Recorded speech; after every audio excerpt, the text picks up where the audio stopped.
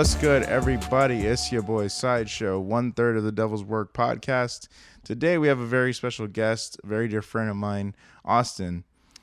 We have been friends for a long time and just constantly talking about movies online together, and it's been a big part of our friendship. So we were finally able to make this happen in person, and this is very exciting for me. The audio quality on this is going to be a little different than what you're used to. We had a little snafu in the background, but the content of the episode is very, very pristine. I can promise that. So without further ado, hope you enjoy this episode. Take care.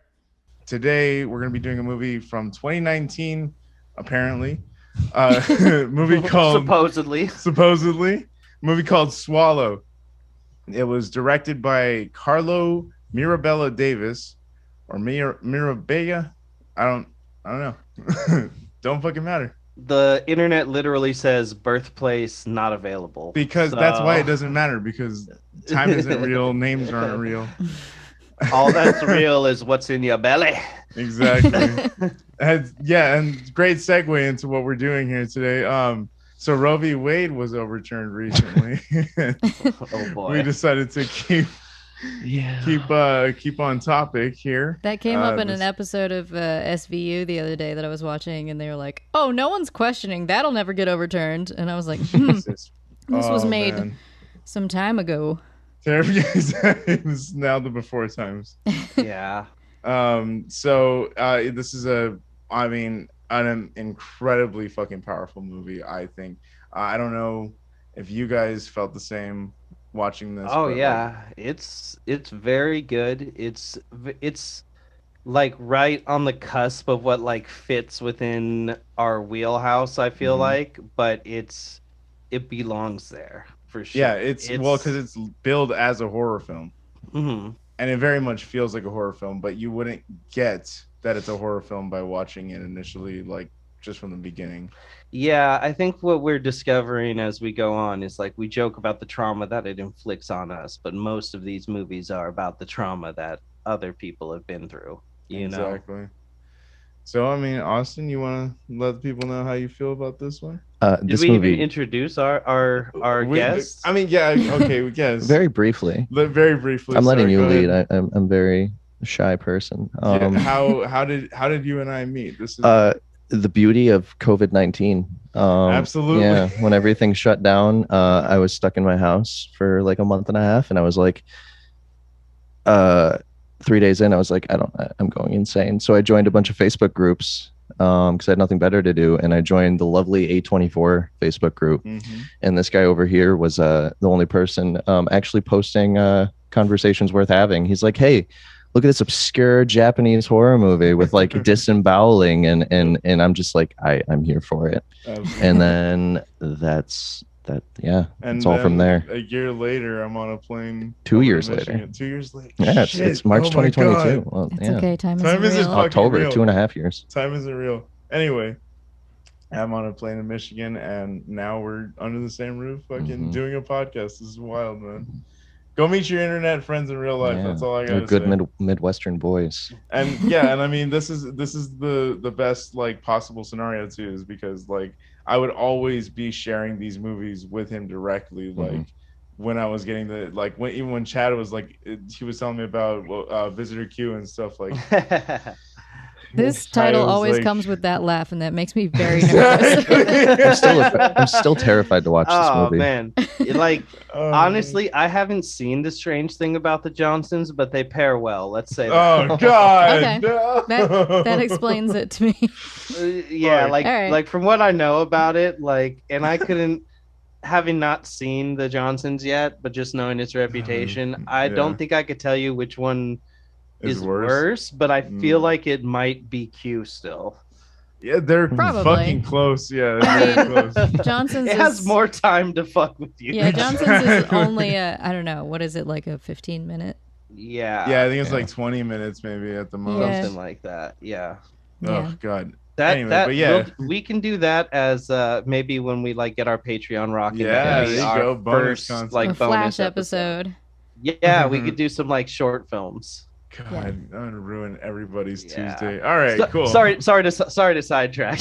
No, we're good. But yeah, that's exactly what movies brought us three together. So it's like, it's really, this is very on brand for all of us. It makes sense. This is all fateful. We are gonna go ahead and we're gonna go ahead and recommend this one. This one you're gonna have to rent it somewhere. I didn't see this for streaming anywhere. I got a 1 week AMC Plus free trial so that I could watch it for free, but it would have only cost me $3.99. Mm-hmm. So I guess I'm saying let's figure out which other movies on our list are on AMC Plus so I can watch it for the next week. I purchased this film on YouTube for $13. Worth it.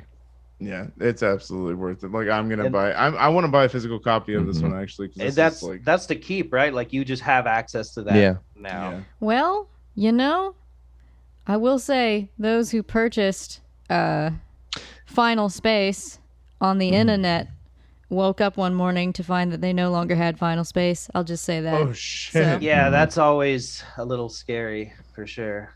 Well, that's thank you for putting another. But hey, at least a good amount of that $13 is going to the creators. Better than like paying a rental. Absolutely, it's going towards the next film. Absolutely. I highly recommend owning this movie because it's one that very much merits a rewatch. That's how I always feel is like voting with that dollar. Exactly. Yep. They deserve it. And I definitely want to see more of Carlo's work. Yeah, absolutely. So trigger warnings. I've got a couple here. Oh yeah. We've got images of surgery. Mm-hmm. We have just violence against animals. We're gonna open up with some violence against animals. Mm-hmm. Portrayal of pica.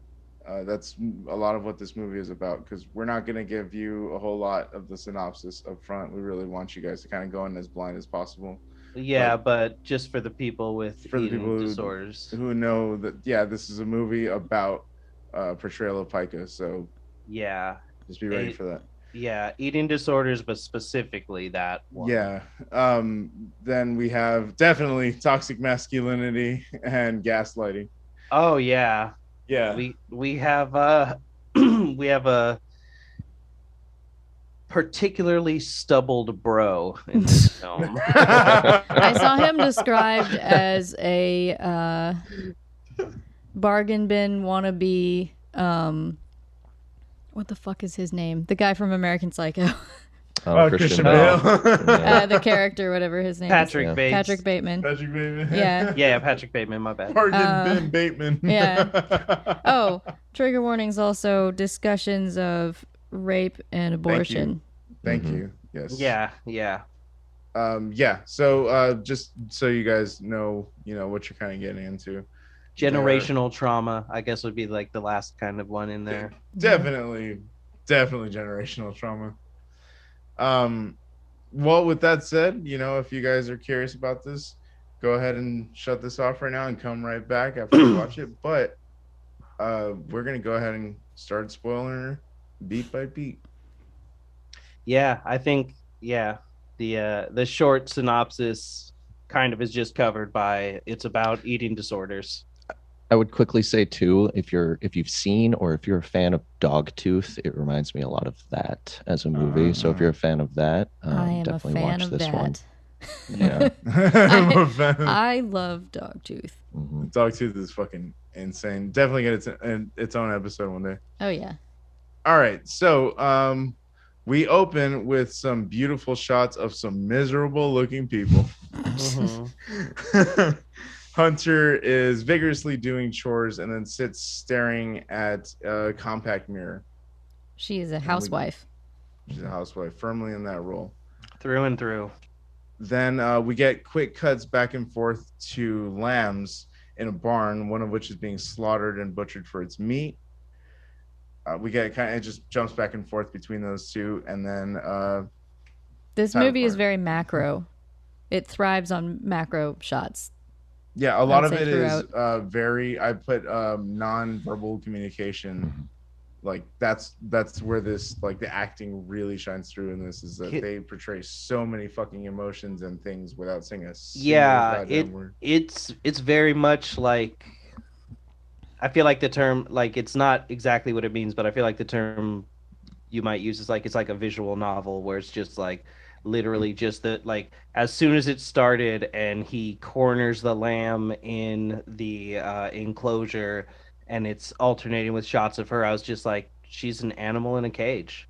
Like immediately she's just a penned, not necessarily scared, just docile animal that couldn't make it in the wild by her own, like feels that way at least. She's living in this glass house. Yeah, literally a glass house. She can see everything from the Even- safety of her enclosure. Even the way it opens, I noticed she's like outside in the back, kind of like in the backyard. She's like shot always lower than him. He's like upstairs inside, kind of like watching her, literally like a dog that you let outside. Composed. Yeah, it's a beautifully composed shot. Yeah, or when, like, you're so right, but there's like a later scene where she's kneeling and he's standing and they're on the same level. Like you're totally right. That is like built throughout.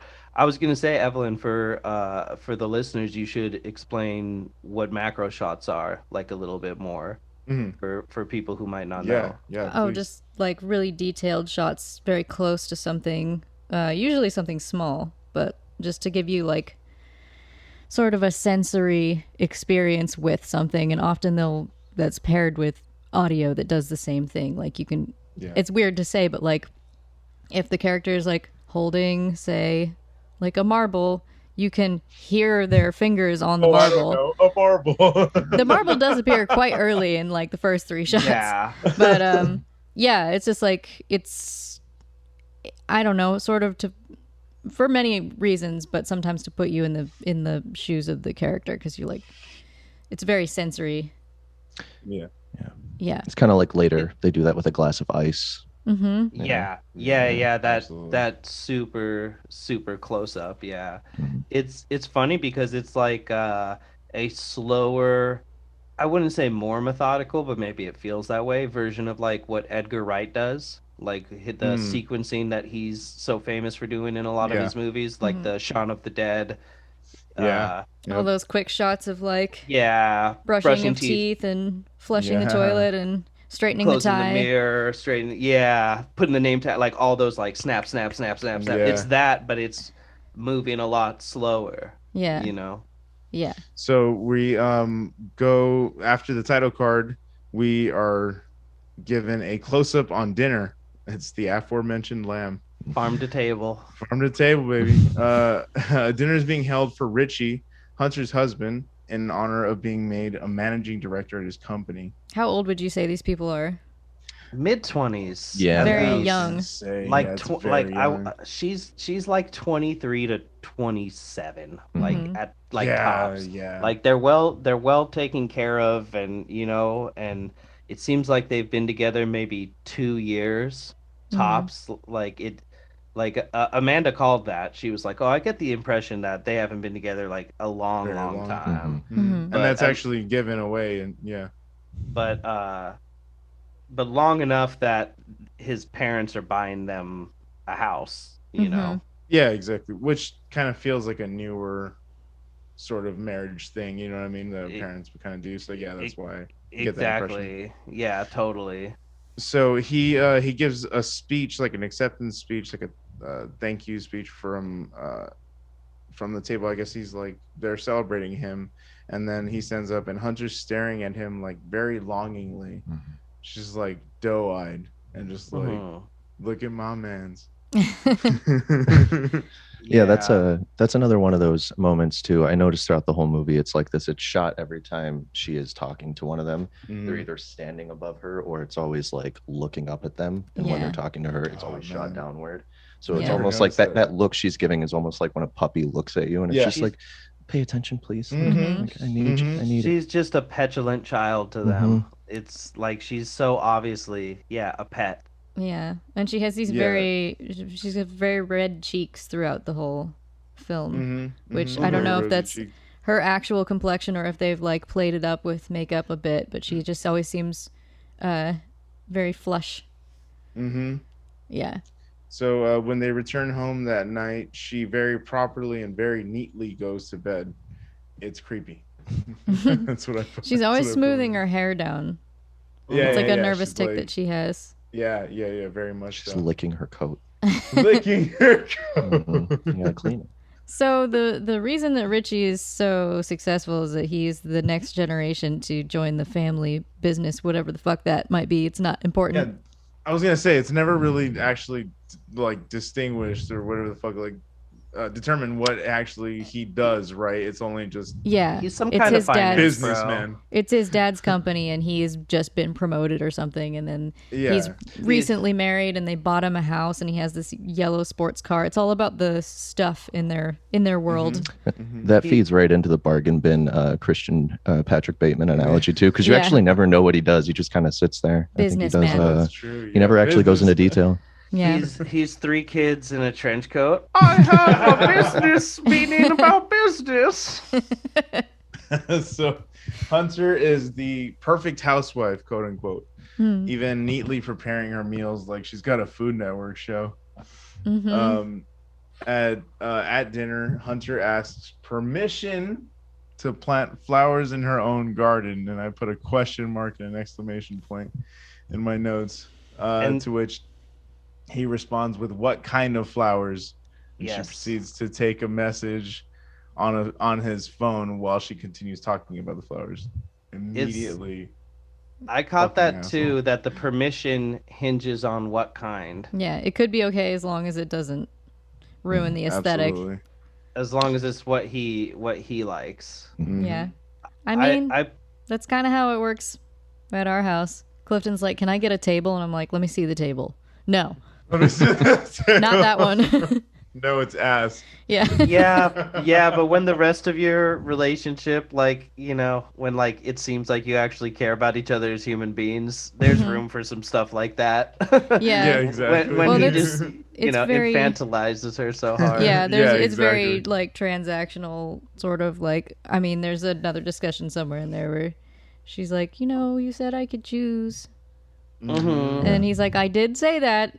I mean, I wouldn't put baby blue in there, but like I did say that you couldn't. And I think that's actually the conversation right before, because that's when she like gets ready for bed. And so I thought you guys would like this observation. I ran it back a couple times to make sure that I wasn't like just imagining things. So when she gets in the bed and she's like ready for bed, and then there's like the wide shot of the bedroom, and you see him come out of the darkness like in Inside. And he exactly, just like appears. He comes out and around, and when he comes around, she like backs up a little bit and like gets more like straightened with her posture, just like the lamb in the enclosure did. And when he starts walking towards her and like gets really close, you can hear an animal like in the distance in the night like cry out. Oh. And I ran it back to make sure, but you can hear the animal like cry out like in fear as he's getting close to her. Fucking beautiful. Also, when those drapes are brought up and he does tell her, he's like, "You're right, I did tell you." I've noticed he does it like 2 or 3 times when he does console her, and he's like, "Yes, honey, like I understand." He always does. He like holds her down by the wrists. Yeah. Just so it's just like, yeah, you can do what you want, but you need to know that I'm letting you do what you want. Yeah. Yeah. And at their dinner, when she has a sort of monologue at dinner where she's just like talking about, how a certain, like, she's talking about the flowers she wants to plant, morning glories, and then she's like talking about the name morning glory and what it reminds her of, and he's on his phone and he's texting. He's like, "Sorry, babe, I have to take this," and he's texting with a coworker. Yeah. And she's like, "I just feel so lucky," and he's like, "Hmm." And she has to repeat herself, and he's like, "Oh, that's nice." Yeah. Like with his expression is just like, yeah. He's like, and then he just goes back to his phone. Amanda and I talked about it a little bit because it was like he does say, "Hold on, for a second. Like he like at first he looks down and he's not paying attention, and then he's like, "Yo, I'm hold on, I got to do this." And then she just keeps going on and on about the etymology of this flower's name. Yeah. And then he looks up and it's like, "Huh?" And we were like, "Oh yeah, like he did try to say like I'm not going to pay attention for the next few seconds." Yeah. But then she's just so starved for attention that she can't wait to continue speaking. So it's just like it is not to say that like her actions are equal to his, but just like clearly these people aren't like right for They're each not, other. There's just no like mutuality, like even to the point where when something is communicated, it just like flies by, you know, because he never pays attention to her. So what does it matter whether he's looking at his phone or looking at her? It's like all the fucking same to her, you know? Yeah. I love her expression in this because like as soon as he's like and then like looks back down on his phone, she gets a piercing look on her face, just like I fucking did watching this. And then like it turns to disappointment like within half a second. Yeah, like, she's a very good subtle actor. It is so crushing. I wrote right here like it's already devastating to like understand her mindset. Like you just already know how just beaten down she is essentially, you know, and in such a short amount of time too. It's so fucking sad. And I think unless we landed on the same thing here when we get to it, I think you're really gonna like where I go with my view of her mindset. Let's keep this train rolling then. But yeah, it's already so depressing. It is. It's extremely fucking sad. The next scene is Hunter taking a pregnancy test, and then Richie's walking around on the phone excitedly talking to someone. Presumably they've got a positive. Yeah, it's his mom. Yeah, it was his mom. I was gonna say I wrote that down. It wasn't what he said because he said, "Mom, we're pregnant," which is fairly a normal thing to say. But in his delivery, it was, "Mom, we're pregnant," which it was. He just seemed very like specific on like we're gonna have babies, me, you, and Dad. Yeah, I wrote that down too. Yeah, and she's sitting there so sad. She's like, "Can we talk about this? Can we like celebrate this before?" And he's like in the other room. Yeah, you get the impression that he called them immediately. Yes, before enjoying it really with her. Exactly. I think, you know what? Yeah, because he hung up from talking to them, and then he was like, he came over to her, and he was like, "Wow, wow." She was second, even though she's doing it. Yeah. Do you think they were trying? Because I don't think that anything triggered her necessarily to do the pregnancy. It literally just jumps. It just jumps from that. Okay, so they must have been either trying or just like not trying. Yeah, like they've you know, he's got the job, they're married, they have the house, so like they're just gonna let kids happen. Yeah. Okay. That makes sense. Because it's just the next thing that you do. And when they go to meet Richie's parents at dinner the next night, Richie's dad greets them at dinner with the future CEO of our company right here, pointing at Hunter's stomach. Yep. That's all it is. That's all it is just passing, securing the dynasty. Exactly. Women are before they even fucking said hi to her. Traded for to strengthen your bloodline. You know, like. Yep. It's ridiculous. There's people today that still think that. Yeah, you know? No, absolutely. Like, it's a real like it's like yeah, exactly. His parents talk about him being born blue and having a knack for sucking on the cat's tail. Which is like the one humanizing, like cute thing about this dude. Yeah. It's like, aw, you used to like, aw, he used to be a person. Yeah, but it was the flippant manner that his mom, I think it was mom talking about it, where like she was like, oh, he almost died coming out, but like, oh, you know, then he started breathing, so whatever. Yeah, I've noticed this is a sort of, I don't know if this is like a normal thing that people do, but like the moment someone's pregnant, you just like bring out your horror stories. I'm like, oh, congratulations, my baby came out blue. Yeah. I was in labor for 36 hours. Yeah, so that's straight true. To the bullshit. Yeah, exactly. Yeah, I think more than anything, just making it about themselves. Yeah, like, you're totally right. Like time to get out my pregnancy stories. Yeah, now that it's the subject. Yeah.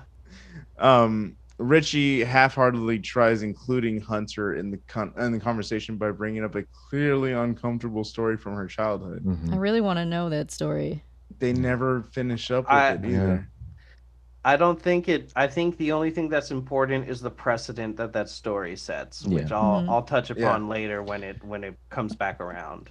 Even more so, just the precedent that like showing her talking to them, because I noticed when she does tell that story, it's either shot from showing fully Richie, and you only see like her nose and like half her mouth. She's like almost completely out of frame, and he's got a huge grin. Yeah, and then it's from like the view of like right in between both shoulders of the parents, and you almost feel like you're like.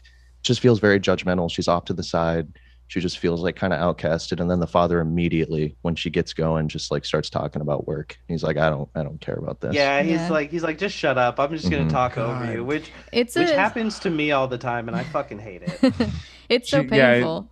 Yeah, so when she finally decides to start sharing that story, she's rudely interrupted by Richie's asshole father, Michael. She didn't want to tell that story to begin with. And it feels like a misdirect because you're like trying to figure out what her deal is, or like why she's here, what the fuck is going on with her. And this is going to be, well, her second expression. Her first expression was talking about flowers while her husband wasn't listening. And then they build up, like her husband is really excited to hear this story. He's like, oh, you got to hear this. And she's like, that's not really... Like it's not appropriate. Not a story. And she starts to tell it, and it's like about being in the car and like seeing a homeless man, and she was afraid of his beard or something, and you're like, okay, I want to hear this because you don't want to know what it means to her, but she gets interrupted, so you don't get to know why it was disturbing to her and like why she considers it an embarrassing story to tell. It's funny because, like, so in the town I grew up in, there was a guy that we called the Toilet Man, and he was just a dude. He was just a dude who rode around on like an adult-sized tricycle, basically, and he very clearly had like developmental disabilities, and everyone just kind of treated this guy with kindness, but kept him at arm's length, and he just like would kind of ride his bike around where I went to middle school. And so everyone like knew him and would run into him, and he would just always ask you like, do you thank your toilet for all the things it does to you? Like when you go home, you should pat your toilet and say thank you for like eating everything. Like I know that you like to eat it, but I appreciate what you do for me. Wow, like, really not wrong though. Just right, and just stuff like that. And it's very like thoughtful of him. Everyone was just like, okay, we all knew nobody bullied him, nobody beat him up, nobody treated him poorly. We would all just say, okay, all right, and then go on about our business, and it's like he was just a town character, and I think people, towns have those, and I get the sense that the guy she's talking about was just the kisses man or whatever. He was just a guy who blew kisses to people as they drove by, and so it was probably a very similar thing where like he just wasn't able to hold down a job and support himself in that way, and stuff. Like the Toilet Man's parents took care of him even though he was like 40 something. You know what I mean? So like it could be the same thing with that guy, or he could actually be homeless but she doesn't know. But it's just like he doesn't sound harmful from the story. Yeah, I just find it really interesting that like Richie, who's so bad at paying attention to her, thought this was like a banger of a story. How does he even? Like how did he pay attention? He's like, you guys are gonna love this, and then the moment his parents interrupt her, he doesn't defend her. He's just like, anyway, about work, and then it's just, and she gets that like pained expression again. 100%. The way he words it too, because when she's like, no, it's okay, it's good. He almost like snaps at her. He's just like, do a trick, like come on. It's like, yeah. You're on. Get a treat, do the trick. It's time. God, yeah. You just get the sense that like even now you already can tell that just like she fits into his life. She doesn't have a life for him to fit into. Absolutely, that she just these are the people that are around her, and just how bad this is for her mental state. Yeah, exactly. So immediately when that happens with Richie's fucking asshole dad, Michael, Hunter is shattered, and she begins looking at the ice in her glass, and she's like staring at it and fixated on it. And I think it like zooms in tighter on it, closes in tighter and tighter, and then you get like really fucking close up macro shots like we were talking It's about. shimmering. Of the ice cubes. It's like glowing and like yeah, and you can hear all the little cracking sounds. It's so cool. It's and like almost compulsively, she takes out a cube and just like starts chomping on it. just pops it in her mouth. Pops it in her mouth, and then she just like, oh, the ice here is so good. She says Yeah. it's totally awesome. It's totally awesome. That's right. Yeah, and it's just like, damn, what a just bland person, you know? Yeah, It's like, yeah, exactly. There's yeah. there's another like- part later on where she uses the word totally again to her mother-in-law, and her mother-in-law is like, yeah, totally. Like, what the fuck is that word? You fucking idiot. The next scene we get is Hunter setting up a room for the baby, complete with a crib mobile decorated with lambs. I don't know if you guys caught that one. And a creepy red gel over one of the windows. yeah, that's very strange for a baby's room. Dude, that fucking that like window like I think what did there's she a- put like a film of I it used of, I like, used to red? install UV film at one of my jobs. Oh, on really? Windows. Yeah, that's That's what so that is. cool. Is like UV film, but it's funny because I don't know what she's got, but it is much harder than it was for her in real life. It is. Yeah, that was just like an Yeah. Amazon She- come in and just peel it off. She would have fucked Yeah, that up in real life. It was just like a sticker. In real life, you got to like spray soapy water underneath and like squeegee it out. Like it's a whole thing. We just did that on some of our windows. It was a That's very hilarious. delicate task. yeah. But she has like this red motif going on. Like there's that yeah, gel. yeah, and she's standing firmly in that light. It's so beautiful. Yeah, she's just like enjoying it. Yeah. Oh, Enjoy- so- enjoying something in her life, Mm-hmm. you know. Mhm. And then her So mother-in-law Yep, ruins Richie's her mother. peace. Richie's mother. Oh yeah, that's right. Richie's mother, Catherine, startles Hunter when she lets herself in to deliver a self-help book that she used to deal with postpartum depression. So she bought the house so she can come and go whenever she wants. Yeah. Mhm. You No know, like- boundaries. No boundaries. Yeah. Absolutely, yeah. Like she thought there And- was someone who broke in and that she was about to get accosted. She screamed. Yeah, exactly. Yeah. Yeah. Before she leaves, she recommends Hunter grow her hair out because, quote unquote, Richie likes his girls with long hair. Yes, Yeah. long brown hair. Or no, I'm sorry, long beautiful hair. I was Ugh. wrong. It's I such a was- shitty thing to say. He likes his girls present tense. Yeah, yeah, Like exactly. she's supposedly going to be the last girl he'll Like, ever have in his life. exactly, Yeah. Yeah, and I did notice right before that quote, Hunter did ask her. She's like, "Do you want to stay? I'm making grilled cheese and soup." Like just like starved for company. And and the mother just looks repulsed, and she's like, and then she's like, "Oh, it's okay, it's fine. I can make Mhm. something else." And she's just like, "No, I'm gonna go." Yeah, And I then literally after drove that, here just to give says you a that book. quote. Yeah, Mm. Yeah. Oh, No, I'm God, gonna yeah. leave anyway. You're ugly. yeah, and then leaves with that. Yeah, The book is called A Talent for Joy. Yeah. Yeah, Yeah, thank you. I didn't it- get the name. It's interesting though that she would admit. It's strange how she like admits vulnerability and Yeah. uses it to like wield power to be like, you know, oh, It's called manipulation. I've son. had postpartum depression. Anyway, here's a book for you, idiot. Yeah. Just like what? Yeah. You Yeah. just said you read this book. Why am It's- I an idiot? It's like Yeah, she's exactly. she's like pretty sure Hunter's going to be a liability. Like she's such a, little lamb of a woman that she's like Yeah. for sure. Oh yeah, she's going to get postpartum. We just got to like nip this in the bud.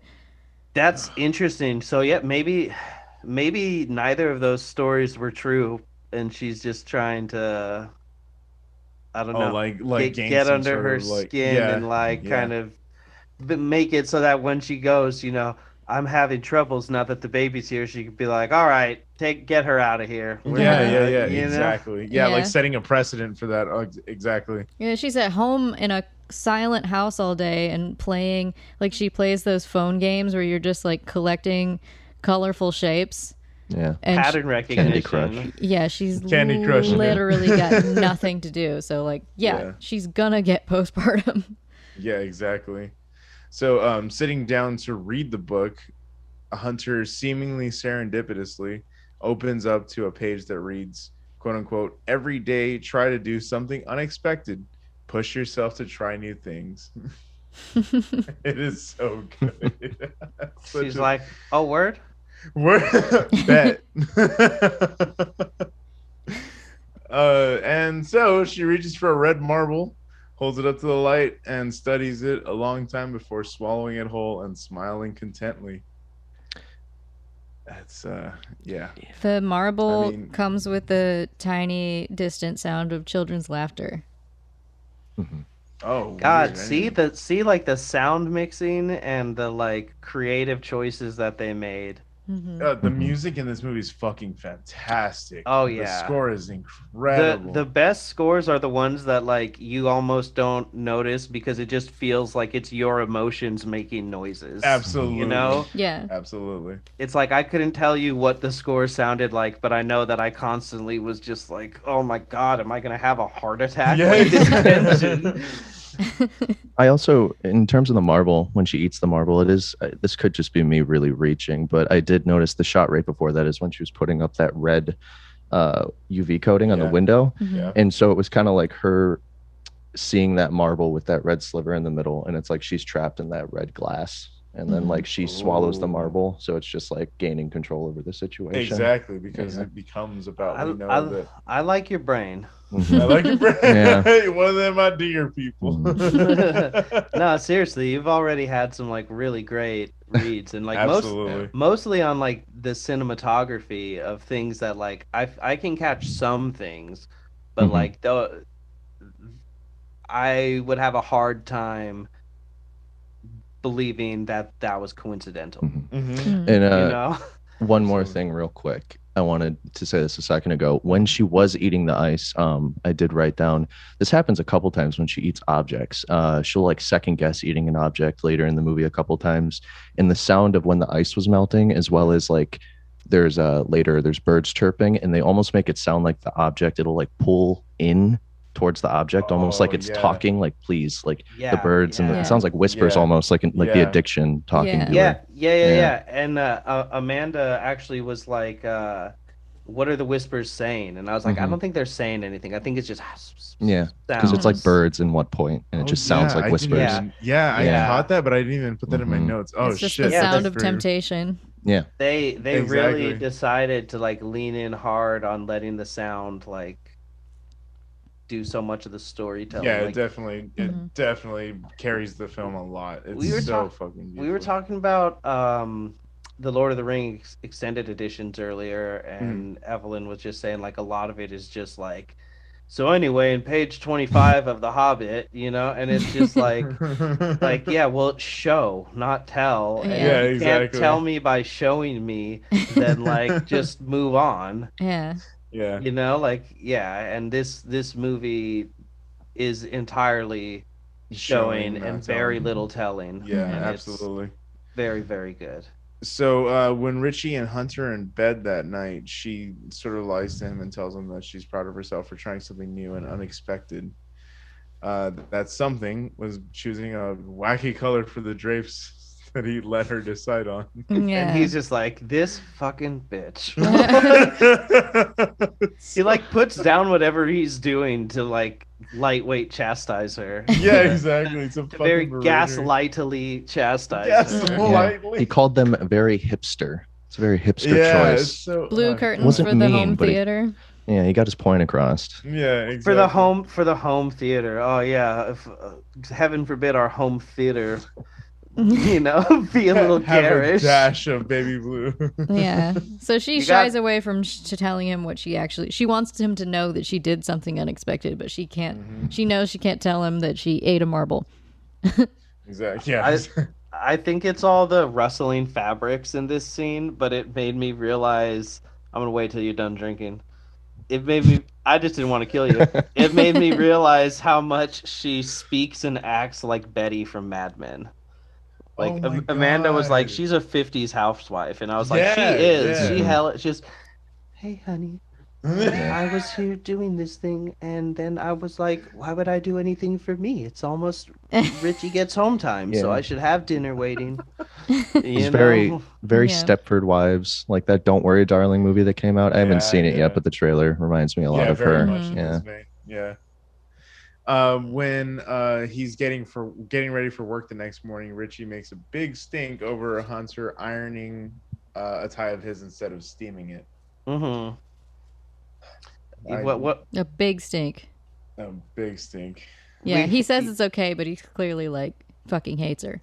God, He's he's like passive aggressively changing. he's like, what am I gonna do? And she's like, well, do you have another tie? Not that matches this shirt. And we're like, so Well, buy change your another shirt. So change his Bitch. shirt. You Like piece of have shit. more than one tie of a certain color. Like you're rich. Yeah. He's Exactly like what he is. explaining Rich, to her dude. that with ties made of silk, you steam them, you don't iron them. And he's like pissed that she didn't go to debutante school. Yeah. It was This is- borderline tantrum when he rips his shirt off too. It was kind of funny. It was Yeah. kind of like Yeah. Yeah. full on man child. It's a step away from punching the wall in front of your girlfriend. Yeah. It's like very much that kind of stuff, and it's like you see too how built he is in that scene, and it's like he is a kind of guy where like if he were to hit you, especially if you're his female partner, like it's gonna hurt. you Yeah. know? Yeah. Especially when he's punching down literally. I just want to say real quick, he pulls off his nightly white strips and his teeth are yellow as fuck. I didn't notice the yellow, but I was actually going to mention that because like 5 minutes before this, there's a TV ad for those same white strips, Oh, that's funny. and he pulls the white strips off multiple times. And in the ad, like the slogan is "Eat whatever you want and always have fresh white teeth." And it was right before the first time she ate something like that wasn't. So good. That's edible. so funny. That's nice. I love a detail like that. Oh, But this goddamn. dude can afford professional whitening. He can afford to sit Yeah. in a chair once and He have could his get veneers. teeth bleached. Yeah. Yeah. And this dude's wearing his crappy nightly strips and his teeth are still yellow. I noticed know? this tie situation happen just like she told him that she did something unexpected and she said it was the drapes and he was like annoyed and she got hurt. She was very hurt and she was like, did I do something wrong? Are you like mad at Are me? you mad at me? And he's like, you couldn't do anything wrong if you tried. And I wrote down challenge accepted. Yeah, exactly. Yeah, it's funny that even that is like That's just not true. It's just still that underestimation of like you literally can't do anything. So how are you gonna bother me? Like Yeah. And then shut up, baby incubator. And then immediately the tie situation just is the end of the world. Yeah, and in that same situation, it's like the opening scene also where they show them both like in back-to-back shots, and he's in the same position as she is. She is shown like drinking coffee, looking out on the horizon through the window, and he's shown just staring at himself in the mirror. And they do that multiple times, and it's like this scene, the opening scene, and later on. Anytime he's looking at someone, it's generally just himself, and she's always just like yearning at the horizon, just like not knowing what she wants but wanting to escape. Yeah. Yeah. Bargain bin Bateman strikes again. So we jump to a scene of Hunter on the toilet, and she passes the marble before, and cleans it off before placing it on a mirror. I was so afraid that she was just gonna eat shit. Literally, that's exactly. I was like, what a before. jump. Like, Yeah, exactly. No, Quite it's the your leap there. trophy. Yeah, it's like Yeah, a serial you- killer. You Serial immediately killer. knew that tray was gonna get filled up. Yeah, exactly, because they show her starting on the far left side of the mirror. Object It's just like, numero uno. oh, God. So, Yeah. speaking with Catherine in the next scene, Hunter explains that she worked in retail before meeting Richie. The interrogation. The interrogation. It's interesting though. The pacing is right because it was around like we've been with her in this house long enough and seen her with her husband and her in-laws and her husband and no one else. And this is around the time when I was like, where the fuck does she come from? What is this? Yeah, exactly. Yeah, and then they get to this. Like essentially, she's interrogating Hunter as though they've never talked before. Yeah, exactly. It's like, Who are you? Yeah. State your name, your business. The interrogation eventually leads to Catherine asking if she's actually happy or just faking it. Yeah. And Hunter responds that she's happy, but we don't believe her. Yeah. The next scene is Hunter vacuuming aggressively. She finds a thumbnail in the carpet and attempts to eat it, but spits it out initially after it pokes her. Yeah. A thumbtack. I did note. Yeah, the way she was vacuuming too, it didn't seem like it almost reminded me of like, like when someone spills like drugs on the floor and they're like scrambling on the ground. It almost seemed like the marble was in the back of her head and she's like, I need something else. But she was pretty frantic. She didn't want to just eat something. Like she was still kind of fighting like the urge. So she's like, if I just vacuum, I'll find something and then I'll justify it. Yeah. Interesting. Yeah, she just she was so ready for something to get caught, and she's like, okay, what is it? Oh, this. Okay. I think that's a super valid read. It's that just like, oh, well, I want to get clean, but I mean, there's like these lines in front of me. How can I get clean if there's drugs in front of me? So like, I gotta snort these, and then after that, I'll be able to get clean. But you know what? The next day, I'm gonna be a little bit sick, so I'm gonna need a little bit to like level me out. You know, let me get through like Monday. It's that she like took her time. prearranging excuses kind of thing of like, That's a also very. Sorry, go on. No, when the first time she lifts up that thumbtack too, I noticed it was the first time that she shot like above something. Like she kind of looks at it, looking down on it. Like even the marble was like above her because she didn't really know what she was gonna do, and now she's like, I'm in control of something. Like I'm looking down on this thing. Yeah, and that's that. Like you said, it builds on the glass prison and the color and everything. Like she, by overcoming that, she gains that little bit of power. So totally. But in that shot, all I was thinking was how dusty the thumbtack was. Yeah, it's disgusting. Yeah, I was like, rinse it off. Come on. Yeah, exactly. You disgusting. Anyway, the thumbtack whispers. Yes, oh yeah, that was when I heard the birds. Yeah. So the thumbtack whispers at her after it pokes her. Correct. Yeah, she tests it out. She's like, "Can I swallow this?" And she pokes her tongue and it bleeds, and she like sets it down on the counter and goes and sits down on the couch, and she's like, no fucking way can I do that. And then it's like whispering at her from across the room, and she's like, I just gotta do it. It's almost like taunting. It's like, what? I put right here, mama didn't raise no bitch. So she marches over to the countertop and swallows that thing whole, screaming while she does it. I put here, I eat because I'm unhappy, and I'm unhappy because I eat.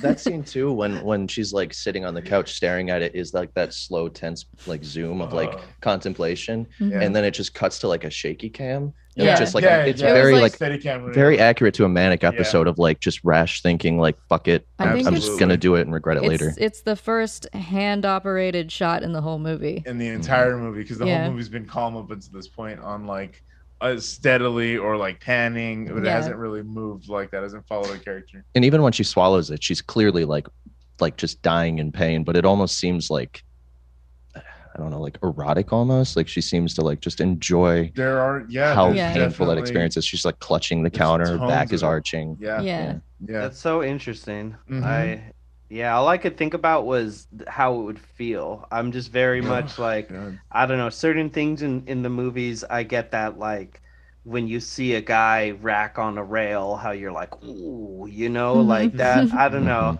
I think it's because for me, like I've kind of like mentioned before, like I'm an extremely picky eater to the point where like I've not been diagnosed, but I'm like 99% sure I have what's called ARFID, avoidant restrictive food intake disorder, because literally like to me, it's like I know speaking right now that the idea of biting into something and it's not very good, who cares? It's not really a big deal, right? But like in practice, trying a new food or eating something that I don't like is like, it's like mentally torturous for me. Like it's horrible, and like having a texture or a flavor in my mouth that I don't like is like I've just straight up thrown up before because I just like had something in my mouth, you know. And it's just like, especially seeing her do all these things, all I could think about, you know, like just like how it would feel to have a thumbtack roll down your esophagus, you know? Yeah. I'm like, oh my God, where is this going? And, you know, like... It's some 'cause, like, spectacular acting. absolutely. Ugh. Like the next, and it's even better editing too, because the next scene is her fucking admiring her baby bump. Like, it's just, And it's that's also harrowing. in that next scene too. I'm pretty sure it cuts back and forth between her doing that, and then he doesn't have his teeth strips on, but he's just like staring in the mirror, Richie, and he's just like baring his teeth, and he's just like rubbing his fingers on his teeth, just like obsessed with his teeth the whole movie. It's really weird. Very heavy. It's like the Bateman one energy. thing he thinks is his flaw, I guess, because he's like a well manicured. Like I said, he's like particularly stubbled. It's like a very like he takes scissors and a ruler to his to like every day. Like it's the exact same length in every single shot, regardless of like the time of day and everything. Which for continuity reasons that had to be easy as fuck, but like also it works with his character. You know what I mean? Yeah. Of just like he can't be unmanicured for a single second. So this thing that like having your teeth be white is a little harder than, you know, just having a routine, like, you know, especially what you're eating and smoking and drinking. Also, oh, I'm sorry. Oh, just it's not easy for him to control. So it's the one thing that gets away from him, you know?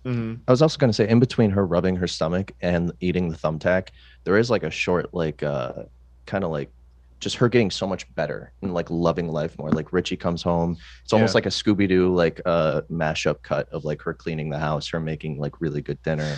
And her life is just like finally getting back on track. It gives her strength. Yeah, she like, she'll have her feelings hurt in what, I don't know, largely most people would think of as like a very small way, but her world is so small, like when someone cuts her off or like doesn't give a shit about what she's saying, like it hurts her, it cuts her so deeply. And then she turns to, you know, this method of swallowing something. And you can even if the object is painful, like you can see that it gives her emotional relief. And then she's able to get on with it. Exactly. Richie comes home drunk with fellas and leaves Hunter alone. She passes the thumbtack from earlier and hastily cleans the bloody mess before Richie comes to check on her. He's like creepily outside the door, like banging on it, like, hey, what's going on in there? What's going on in there? Yeah, I think he wants her to come down because they're hanging out at the pool. He wants her to like come outside and join them. Yeah, they're all very drunk. I took it as just like, look at my trophy wife. Exactly. This is my status symbol. Yeah, he wants to show and tell. Ogle her.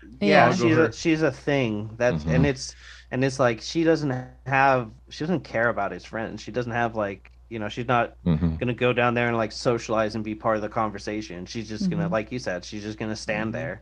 Yeah. So it's like leave her alone. Let her do her thing. And she's in the bathroom. It's like in the bathroom, exactly. Like she'll come out when she's ready. Yeah, exactly. Yeah, and she like hesitates to come out because she missed a spot of blood on her dress, and she's like trying to get that out of the fabric before she meets anybody. And, this is a really weird scene. When she's done with that, she places the nail in the same mirror as the marble, and that's scene. That's piece 2. Richie's coworker Aaron walks in to the kitchen to creepily ask Hunter for a hug. Yeah. It starts off being weird, ends up being really sweet in a second. It was the first like true time that she like encountered somebody in that circle that felt like a connection.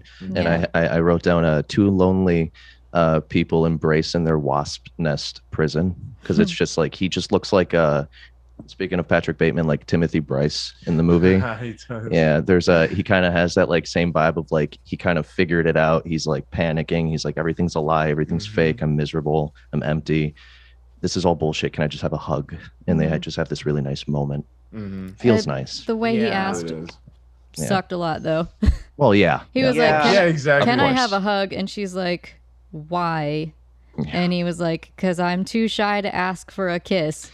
That's that's what and she's like deeply confused. She's like, do you not you came here with Richie? I'm Richie's wife. Hello? Yeah. And he's like, it's just a hug. I'm really lonely. And she's like, okay, fuck it, fine. Yeah. She's like, And then when she tucks her head into his shoulder. And then it's a really good hug. that's so sad. Yeah, and she's like, Yeah. oh, right, I am also lonely. Yeah, exactly. She remembers that for a second. Yeah. And immediately uneasy when we get a close-up of her studying a battery in the next scene. Oh yeah. And which of course she swallows whole and goes about her day. she's like hesitant for a second, and then she just pops it in. Yeah, it was a nice in between too, because she like knew that the marble was fine and it's round, it's smooth, it's not sharp, but it's just as dangerous as the thumbtacks. It's like battery acid. Yeah. So it seemed like her, like Exactly. she kind of had her confidence shot, but she's like, this is my one thing. I'm going in, I'm committed. Mhm. Ugh. Yeah. And then we see her and- tray again. Yeah. Like, well, we have a happy little montage. We Yeah. see her casually munching on paper while she's reading the self-help book. So She just cute. rips a page out. She rips the page and just fucking munching. She's like a goat. I did notice too, because it like pans from her eating and then it goes to the table where you Yeah. see her things. And I Yeah. did notice, I like how it goes from her eating the battery to that. And then you notice if you look at all the objects, there is no battery. The battery's Yeah. not there. Yeah. Yeah, but there's Yeah. like And at you're like- least Yeah. 12 There's things a on thimble. there. Exactly. I Yeah. stopped it. I paused it. And you're like, what fucking else counted didn't too. pass? Yeah. a bunch of Monopoly pieces mainly. Yeah. That's what they're for, honestly. Yeah. God. That's what they're for. The little fucking statue, like that shit, like Yeah, it so was like a gross, broken dude. ballerina. It Mhm. looked like Oh. almost, because I wrote them all down, and the last one I just put ouch on that one. Ouch on that one. Yeah, that looked like it would be very That one hard was to kind swallow. of, that was big. Mm-hmm. Yeah. Had big ass Yeah. torso. Oh Yeah. god. So during an ultrasound, Hunter is rushed into the surgery because the objects have started accumulating and are causing Yeah. pain. Yeah, you knew that ultrasound was gonna get awkward. That's Mhm. exactly awkward. And Yeah. she's like, "Oh, the baby's healthy. The fuck is this?" Yeah. And what the fuck is this? Like, as soon as they rush her in, this is when we get the surgery scene. They show that approximately six objects are being removed from Mhm. her. Yeah. It's on a tray. And there's like a tack, like for jacks, Mm-hmm. a jack, I guess, is what Yeah. I meant to say. But there's there's a jack, there's the battery. All of those are like the most wicked They objects. pulled a for clothespin out first that was like undone. That was the like what they were removing, which was the worst. God. Mhm. Yeah, Yeah. and there's a paper clip. Mm-hmm. Mhm. Oh, fuck, man. Yeah. So we get the next scene, which is Richie berating her. Oh, I'm sorry. I just want to say the way the medical tray reflects the collection at home. Mhm. Yeah, Yep. exactly. Yeah, That it's there's- lined up in Yeah. the exact She same manner. she has two collections essentially. Yeah, Yep, there's yep. her Dirty beautiful, little clean secrets. collection. Everything's lined up, and then there's their Yeah. bloody, gauze-covered medical tray with all this stuff tossed in there that they just pulled out. It was almost like that's what she sees as the one at home when she's like in that state, and then that's like the sobering reality of it. It's just this bloody mess Yeah. that's It's just, just- ripping you apart. It's just the proof that the one thing she thought she could control, she doesn't control. Mhm. Right. Mhm. Oh god, that's terrifying. We get to the next scene where Richie is berating her and accuses her of withholding the fact that she knew she had Pica before they got married. Yeah. Yeah, And she's which is never heard wild. of it. So fucking Yeah. stupid. Yeah, it's Uh, very much he- like he's not like, are you okay at any point. He's just like, you should have fucking told me, like, Mhm. I need a This is the receipt kind of for thing this you marriage. This is the exactly. yeah, He's like, pretty this is the much. kind of thing you tell someone before you get married. Yeah, this investment, Yeah. I'm putting more money in it than I wanted to. Exactly. Yeah. It's funny because pica is actually pretty common in animals, like especially dogs, like dogs who eat rocks and shit like that. Mhm. And for a while, we thought Yusuke had it because she just will sniff around the floor and like try to find things to eat, you know. and for a while, we were like trying to keep her from eating inanimate objects. but Inanimate object, exactly. she just doesn't really care anymore. I don't know. She grew out of it. But for a while, we were like, "Damn, is this like a thing? Are we really gonna have to like, you know, be that careful?" She loves to eat paper. But I think a lot of cats do. My cat Yeah, just likes yeah. to tear things up. Yeah. He learned it from the dog. They both just like, Learned it from the dog. like when we have like an empty cereal box, we'll hand it to our dog Mika, and he'll just take it in the corner, rip it up, and then the cat does that with paper. It's really cute. So he gets loud and he claims that he has to pay for everything while she stays home and draws and picks out curtains all day. Or does Yeah. whatever the fuck she does. And they Yeah. mention her drawing quite a bit, but we never ever see it. Not we actually once. saw it once during Really? the advertisement in the beginning. She was scribbling something and it looked Yeah. like interior design, Oh, but she okay, starts yeah. it and then immediately gets frustrated and just She erases the whole it. thing. Yeah. Yeah, I couldn't really see what it was. that I she might was- have been taking a note when that happened. Yeah. It's what I put, which immediately shown to be a lie when Dad is speaking to the psychiatrist in the next scene. I'm paying for this, so I want results. yeah. And I didn't and notice it's like, that. he's like, just give her pills. I don't give a shit. Like, Yeah. make it work, dummy. And Yeah, it's just exactly. like, whoa. Yeah, just the throwing doctor- money at the problem. Exactly. The doctor's trying to get her to open up about her family, but she's reluctant because she kind of like, brings her aside a little bit and sends the man out of the room. Yeah, she's like, "Can we speak alone?" And Richie's like, "No." Yeah. Okay, fine. No. Yeah, he's like, you want me to trust you with my child? Yeah, it's fucking stupid. Yeah. And she has no problem going into why she likes eating objects, but she can't talk about her relationship with her family. Yeah, she's like, "I had a Yeah. normal childhood." That's She- it. What else is there to say? She says something that I thought was interesting, and it's the way that she stresses the word like me, but she's like, my parents were good people. They treated me well. And I was like, so does that imply that they didn't treat the siblings well? But Yeah. later on, I feel like it has a different Very implication. different. And she connotation. followed up with that too by saying, I just want to stop eating stuff so I can go back to making Richie happy. Yeah. Like Yeah. right after that. Yeah, Exactly. he's Yeah. all that matters. That's her function as an object, you know? Yeah. So the family hires Louis to help around the house, and I put Red as monitor closely. He's a bodyguard type from Syria. Yeah.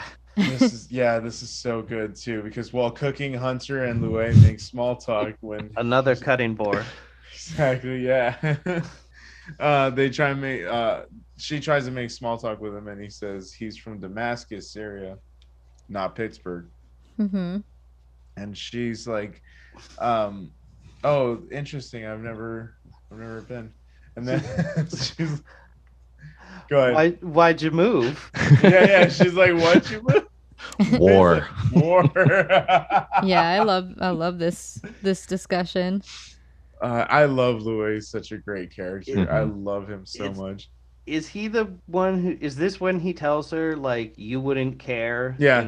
Yeah. If- literally, If you were in war, you would not have this problem of the mind. There's no time to have problems of the mind when you're in war, when you're being shot at. So did you guys know that there have been studies and essentially depression does not exist in tribal peoples. It only exists in, quote, civilized peoples. Yeah. Because when you have, Maslow's hierarchy of needs, like the pyramid, you need to, as you get through those base levels of survival, once you get to the top is where you get to, I gotta make sure when I'm watching a movie that it's a worthwhile movie, and like things like that aren't very important to your actual Yeah. You're like, well-being. I think I know? have ennui today. Yeah, you don't have time for that when every day is like, okay, I gotta wake up and secure 3 meals for myself and keep my family safe and all those things. So it is true that like because of the choices she's made, and I'll go into this a little bit more later, but because of the choices she's made, she doesn't have to worry about any of her physiological needs. She doesn't have anything else to look forward to. She to like she fulfill asks her for- psychologically. Yeah. She wants for nothing, supposedly. Yeah, and your body comes first, even to your mind. So when you're like, it's like how when you're in a survival situation, you'll drink your piss if you really, really have to. You Mm-hmm. don't want to. You can only do it once or twice, but like survival situations bring those things out of you because Mm-hmm. none of those needs are being met. Yeah. Whereas like obviously right now, none of us would do anything so drastic. Exactly. Unless, no yucking of yums, but like Exactly. Yeah. But Unless it's you all wanna. dependent on your outside factors, Real quick too, though, it was really cool to introduce him that way because they call him essentially like a live-in nurse, but that's how they phrase it to her. Yeah, but he's essentially just like a foot soldier, like he's a Yeah. prison guard, and to have him say he's essentially like he escaped a war in his home, like how where he lived was just ravaged by war, and he was essentially like had to escape as like a prisoner to be free. Yeah. And he comes here just to become like a guard, just like a domestic war in this house, and he's just like harboring this woman and like helping them keep her prisoner. Mhm. Yeah. Yeah. Exactly. Hell And yeah. he's like, You he know- was so out of Lends to the place. ending. Mhm. He's like, It there. lends towards the ending for sure. Hey, from now on, if you're gonna DM one of us and ask to be a guest on this show, ask yourself if you can provide insight like that. Well, I can definitely do that. So that's Absolutely. okay. No, that's what I mean. Is like you're doing fantastic. Like future guests have a lot Absolutely. Good. I to am live up so to. painfully nervous right now. So I'm No, glad I'm nah. glad I'm doing You're, well. You're Killing doing it. great. I Okay. totally understand. It's so Mhm. weird, like especially if you don't record your voice on I the do not. regular, like me and Yeah. SsydeShow do. Like Yeah, it's just exactly. it's a strange, thing to Yes. get No, comfortable you're with. good, But you're doing good. fantastically. Like I'm loving Absolutely. everything that comes out of your mouth. Thank you. And so Absolutely. far, it's not been anything that I've like really connected on my own. Because when we're Mhm. all focusing on the things we naturally focus on, Mm. and like kind of like I said, it seems like your brain is more, tilted towards the cinematography or Yeah. the visual elements. Because I can pick up and build on a lot of themes like that, but like I said, like the marble thing and some of these other observations, like Mhm.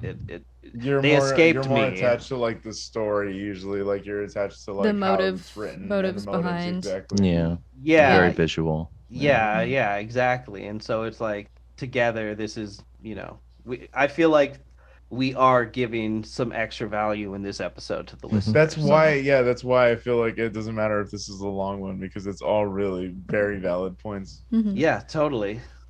So we get to a point where this is right after the no time for mind problems when you're being shot at line. Yeah. And she's like, I need to go to the bathroom.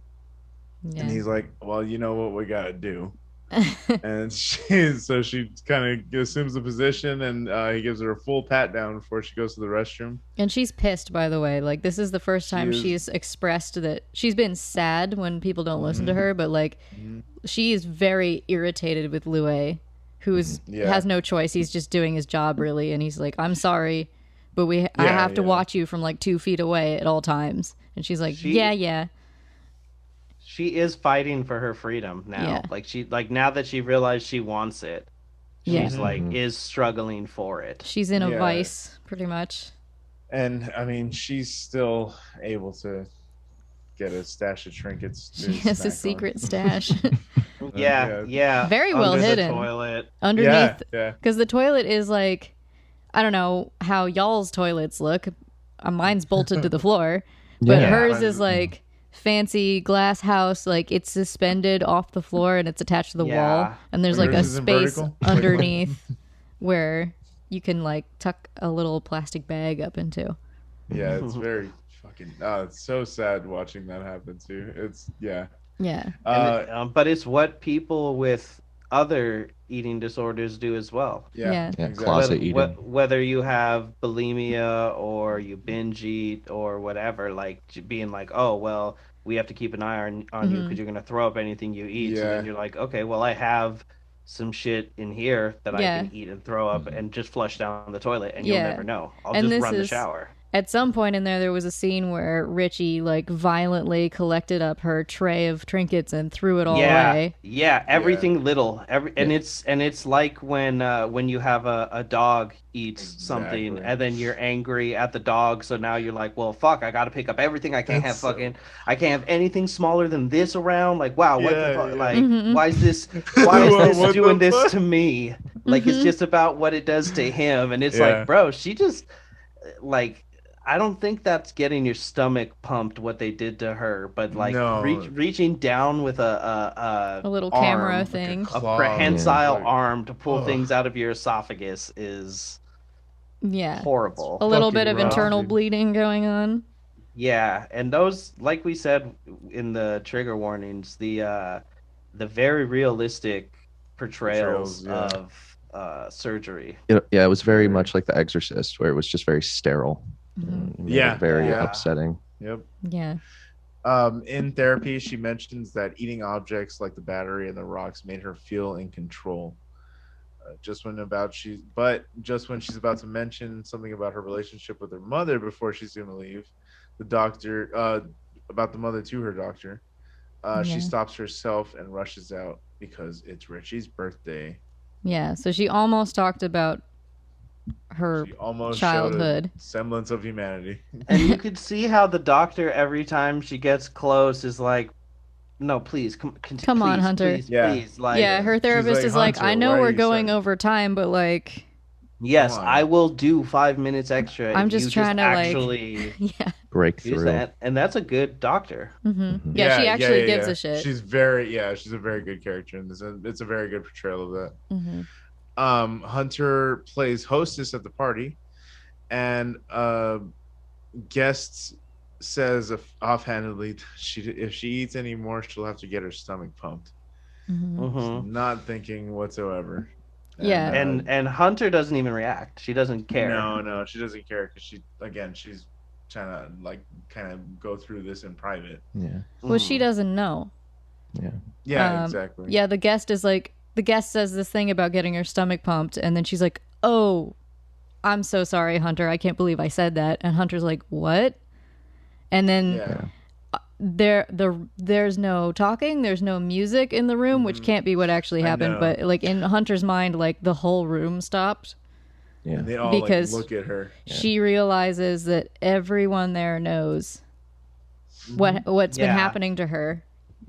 Yeah, and everyone just stares at her, and it's Yeah, so Richie, uncomfortable. He comes over and tries to like kill it, like the conversation, and then it kind of like draws attention to everything from everyone. Yeah, And but you can just feel the awkwardness.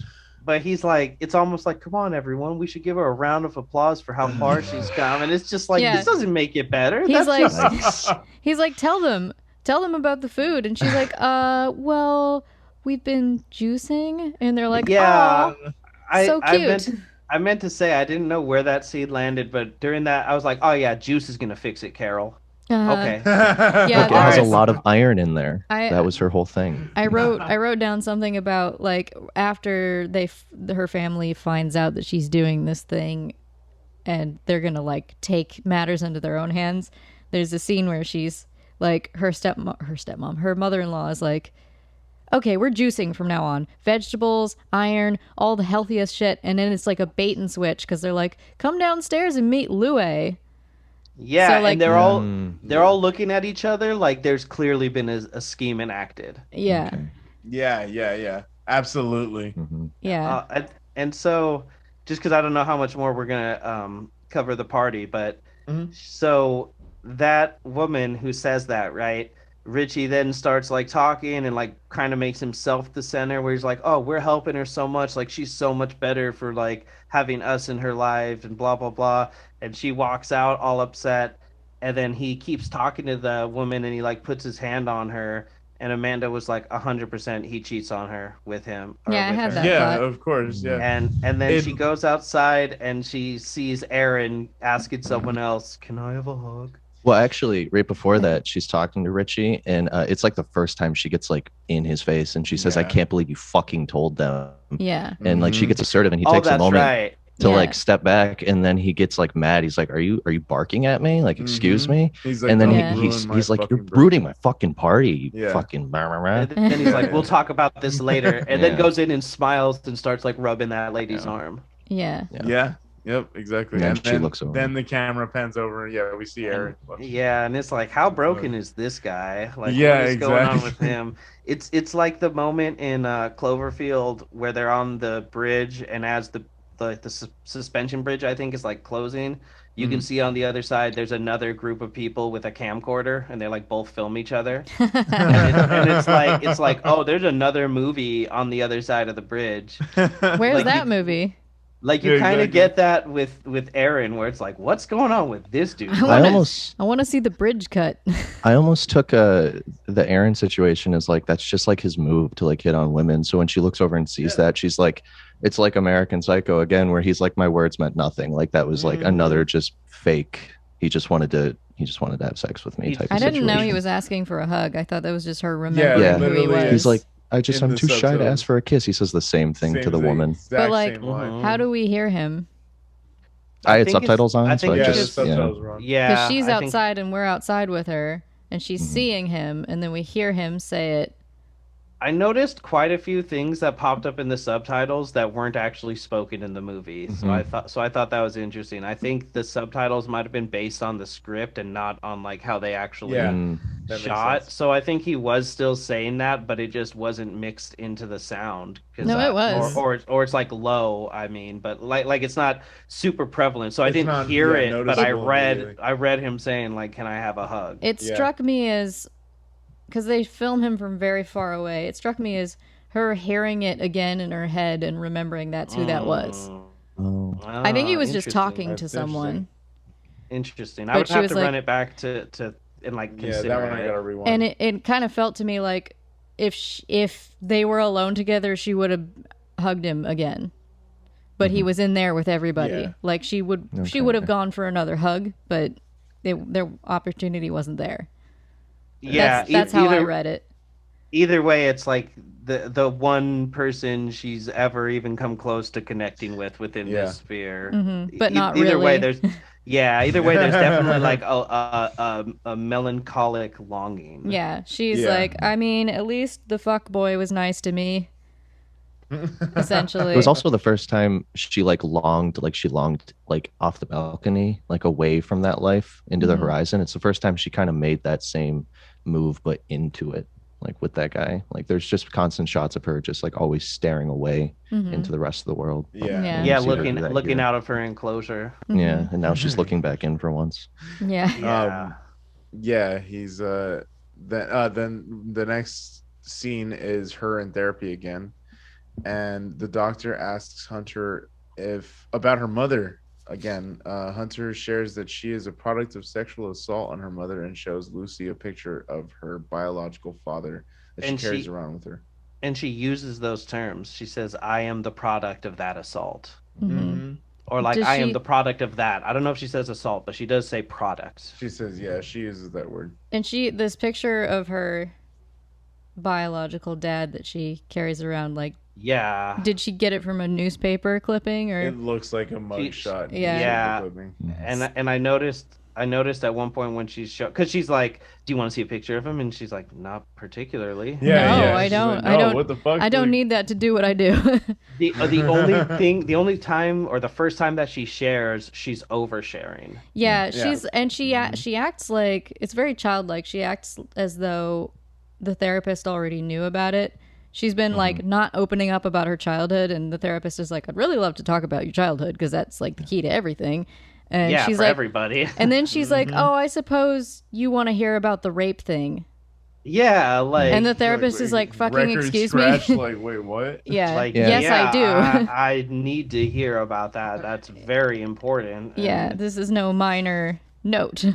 You can also see like in her face how like unprocessed that trauma is, because like in those scenes she has like tears welling up, but she sounds like very like calm and almost like excited or happy. Like, this is my dad. And she's like tearing up in the corners of her eyes. Like she doesn't know how to feel about the situation Ugh. because she's Yeah. never actually dissected it. Yeah. Also, real quick, I have it written down beforehand. I may have wrote it, but the scene right before, in between this and the other one, I have it written down too. she has a very aggressive sex scene with Richie, Yeah. and it's Oh, right yeah, after I she forgot can't. to- Yeah, I forgot to. It's right after she can't eat something, and Yeah, she kind of like yeah. has to take control in another ways. So she like kind of like straddles him and just fucking. Yeah. Yeah, And she he's like, I throws him didn't down. finish. The first time in history, Yeah. the first time in history that she came and he didn't. Mhm. Yeah, exactly. Yeah. She's like, yeah, finish yourself off. He's like, I didn't Clean finish. yourself up, you disgusting. And she's like, she wants him to apologize for telling everyone about her problem. Yeah. She's like, apologize. And Or you don't get to finish. yeah. And then she's like, do you love me? And he's like, yes. Mhm. I don't know if that's. What do you want to hear? I don't know if that's his brain head talking. Yeah, he's Yeah. just He's the other one. saying whatever.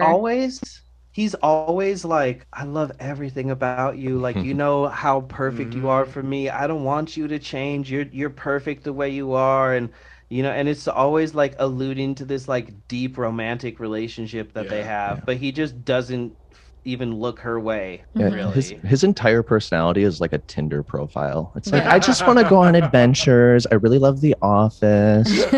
Just like, I just want to watch Netflix and eat pizza and have someone touch my butt. And it's just like, just nothing more than that. Very surface level. Yeah. And then she goes down on him, which is like a loaded I was like, Lorena Bobbitt. situation. Shout out my homegirl. Yeah. Which I don't know. Like, do we feel like maybe this is the first time she's ever done that for him, or because she's very vanilla? Yeah. I think it's just another way to show like that's like the most in control you can be. I mean, like he's baring his teeth literally, like in the most visual way the whole movie. Yeah. And she literally has her teeth like snarling for the first time at his most like private Yeah. part of his body. Yeah, it is like an ultimate expression of trust, honestly. She literally has him by the balls in this moment. Yeah. Like it is. I mean, we joke about Miss Bobbitt, but it is like that's can happen if they really want to. Fuck around and find out. And I was like, damn, is this where this just turns into a whole other movie? Yeah, exactly. While gardening, Hunter picks up a handful of dirt and contemplates eating it before putting it back in the pot. Yeah, and Lue is in the background. Yeah, as with always. that scene in particular was like one of my favorites, just the way it looks, because with him in the background, she's at the very bottom and like she's kind of to the right, and then you have Lue in the center but slightly higher on the staircase towards the center, and then you have Richie all the way like 3 stories up in his glass tower. You have Lue staring at her, and then he's staring at Lue, and then also just back and forth, just like constantly monitoring. And Lue is just looking at his newspaper, like he's not really paying very much attention to her. And when she has the dirt, like she knows, she's like, from this angle, he probably won't be able to see this. And she's like, yeah. And then she goes out front to hose herself off when she decides not to do it. Or no, she goes into the house to wash her hands. Right, but the bathroom is already occupied. That's so I was about to say. So meanwhile, Richie receives a call from Lucy, the therapist, that Hunter overhears, telling him that the details about their session together, which is included against the rules. Yeah, exactly. And he's like, oh well, that we had a deal. Like, I pay you and you tell me everything that happens. There's that, like, he bribed her, I assume, but also when they, like, so Hunter finally tells the therapist about the rape thing, and then the session runs out, and Hunter has this vibe of, like, all right, well, goodbye, like, forever. And the therapist is like, well, I'll see you next time. And Hunter's like, goodbye. And I think the therapist kind of gets this feeling that maybe Hunter might harm herself. Now that she's broken through this barrier and talked about this thing. Exactly. And she does allude to that to Richie, that she's almost, it almost seems like it would have been a call that she would have given, because that is where the barrier lies in terms of, like, you don't say anything about what your client says unless your client is like, I'm gonna go swallow a bunch of pills or something. Yeah. Then you're like, that you have to do some things. Right. And the therapist she's trying to ride this line. She's like, you need to know that there's something bad is going on. She's trying not to self-harm potential. Yeah, she's trying not to say why. She didn't say it either until he threatened. He's like, you're never going to see her again if you don't tell me. And that's when it kind of comes out, because she knows that she's in danger. Yeah, she's like regretting this arrangement. So like visibly. Yeah, and Hunter overhears. When Hunter hears it, she feels deeply betrayed by this. And so embarrassed. Exactly. Yeah, literally too, because she has the dirt and she goes to wipe her face, and having like no one ever have known that about her. And the one time she opens up to somebody, like the smearing of like the dirt just directly across her face is just probably how she felt just internally, just like I am garbage, I am filthy, I am disgusting. And then she's out there hosing herself off, and he's just like, yeah, hey, dummy, you want like a trinket or something? Would a shiny thing make you feel better? A dress, a necklace, anything you want. What do you want?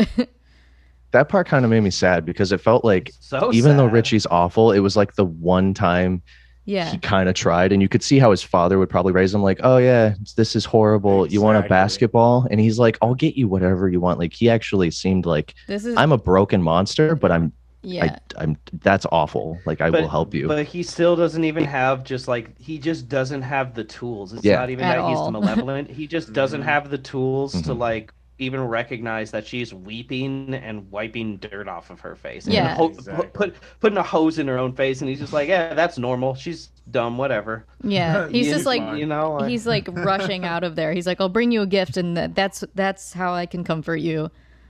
Yeah, just like the therapist being like, haven't you guys ever talked about this? And he's like, no, I didn't know. And he just doesn't know what to do about it. Yeah, he also says he's running to the gym, so that seemed like he couldn't like process it either. So he just like completely shuts down. Getting the fuck out of there. Yeah, exactly. He needs to leave because he can't be around her because he's weirded out. Essentially, he doesn't know what to do with this. So this is where I like really connected like what I had said earlier about the whole like hierarchy of needs things. That like essentially because of this like underlying fear or discomfort when it comes to like the affections of a man, that's why the bearded man who all he was doing was like blowing kisses to people and probably like I said like had some sort of disorder or disability, like didn't mean any harm by it, but it made her uncomfortable, and everyone else like didn't care. There was no real implication he did anything to her. I think it's just that it shows that she's uncomfortable with like too much affection. So someone like Richie, who's like so cold, like kind of fits that. And she literally like fully traded, because it's a spectrum of freedom and security. How much freedom are you willing to give up for how much security? And for her, it's 100%. She gave up all of her freedom to be totally secure, and in that found like that her life stopped being worth living. She just had nothing.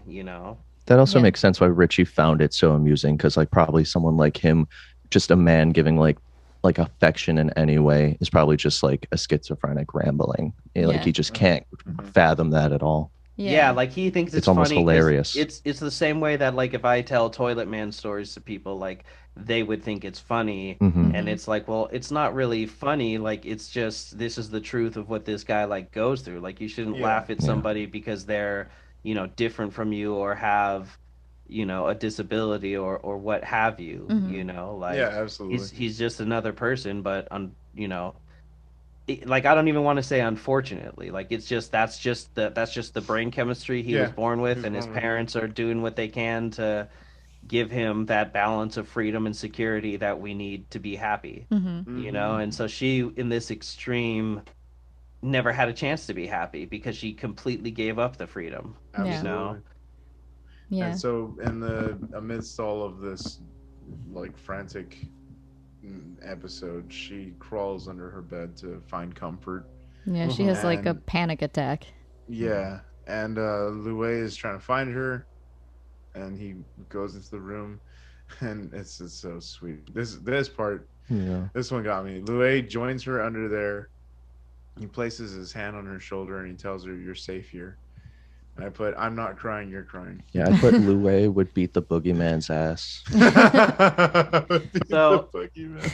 So literally right after I've made that connection about like the freedom security spectrum, they fall asleep together under the bed. Like, he's just sitting there watching over her for so long that he falls asleep. That's where she is. That's where he has to be.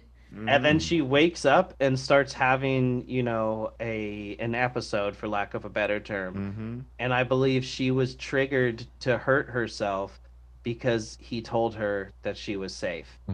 And because the safety is what's triggering for her right now is like this overabundance of security represents a complete lack of freedom. And also after having the therapist, the one person that needs to you need to trust, and she finally opens up, and then it's like, hey, do you want to hear the worst thing that's ever happened to her, like in private? Yeah, I'll tell you everything. Yeah, it's like Exactly. her security breaking down caused her to have like this outward episode, and then him saying, "But you are safe," you know, like it's just this like She just had immediately conflicting feelings. Yep, You know, exactly. When she wakes up, she frantically searches through the drawers in the room and finds a tool for repairing glasses. Yeah, Is that what that yeah, was? little, It's it's I like thought it was Yeah. a meat probe. it's No, a, so it's a I- tiny screwdriver. It's a tiny Okay. little screwdriver. Yeah, that's what I had to I had to really look closely, but yeah, I Not know tiny I enough. look like a.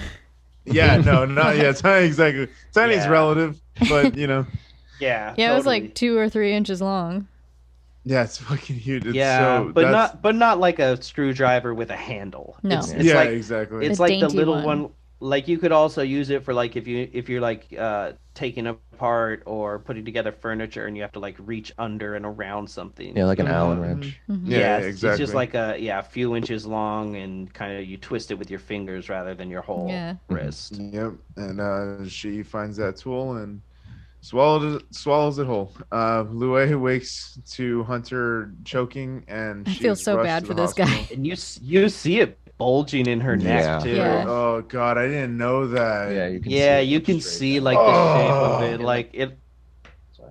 it like almost looks like she has an Adam's apple kind of. God Yeah. damn. It almost seems like when she swallows at points, like it's like it reminded me of Squidward when he's choking on the fork. Yeah. Oh yeah. my God, that's fucking. Oh, that's rough. Perfect Anyway, visual. Exactly.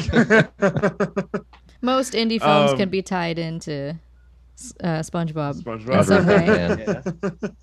SpongeBob. So she's rushed to the hospital and the tool's removed, and then Hunter is faced with an ultimatum to go to a psychiatric ward to be monitored until the baby's born, or quote unquote Richie wants a divorce. The unavoidable institutionalization. Like Which- I was so scared so much earlier that this was gonna happen to her.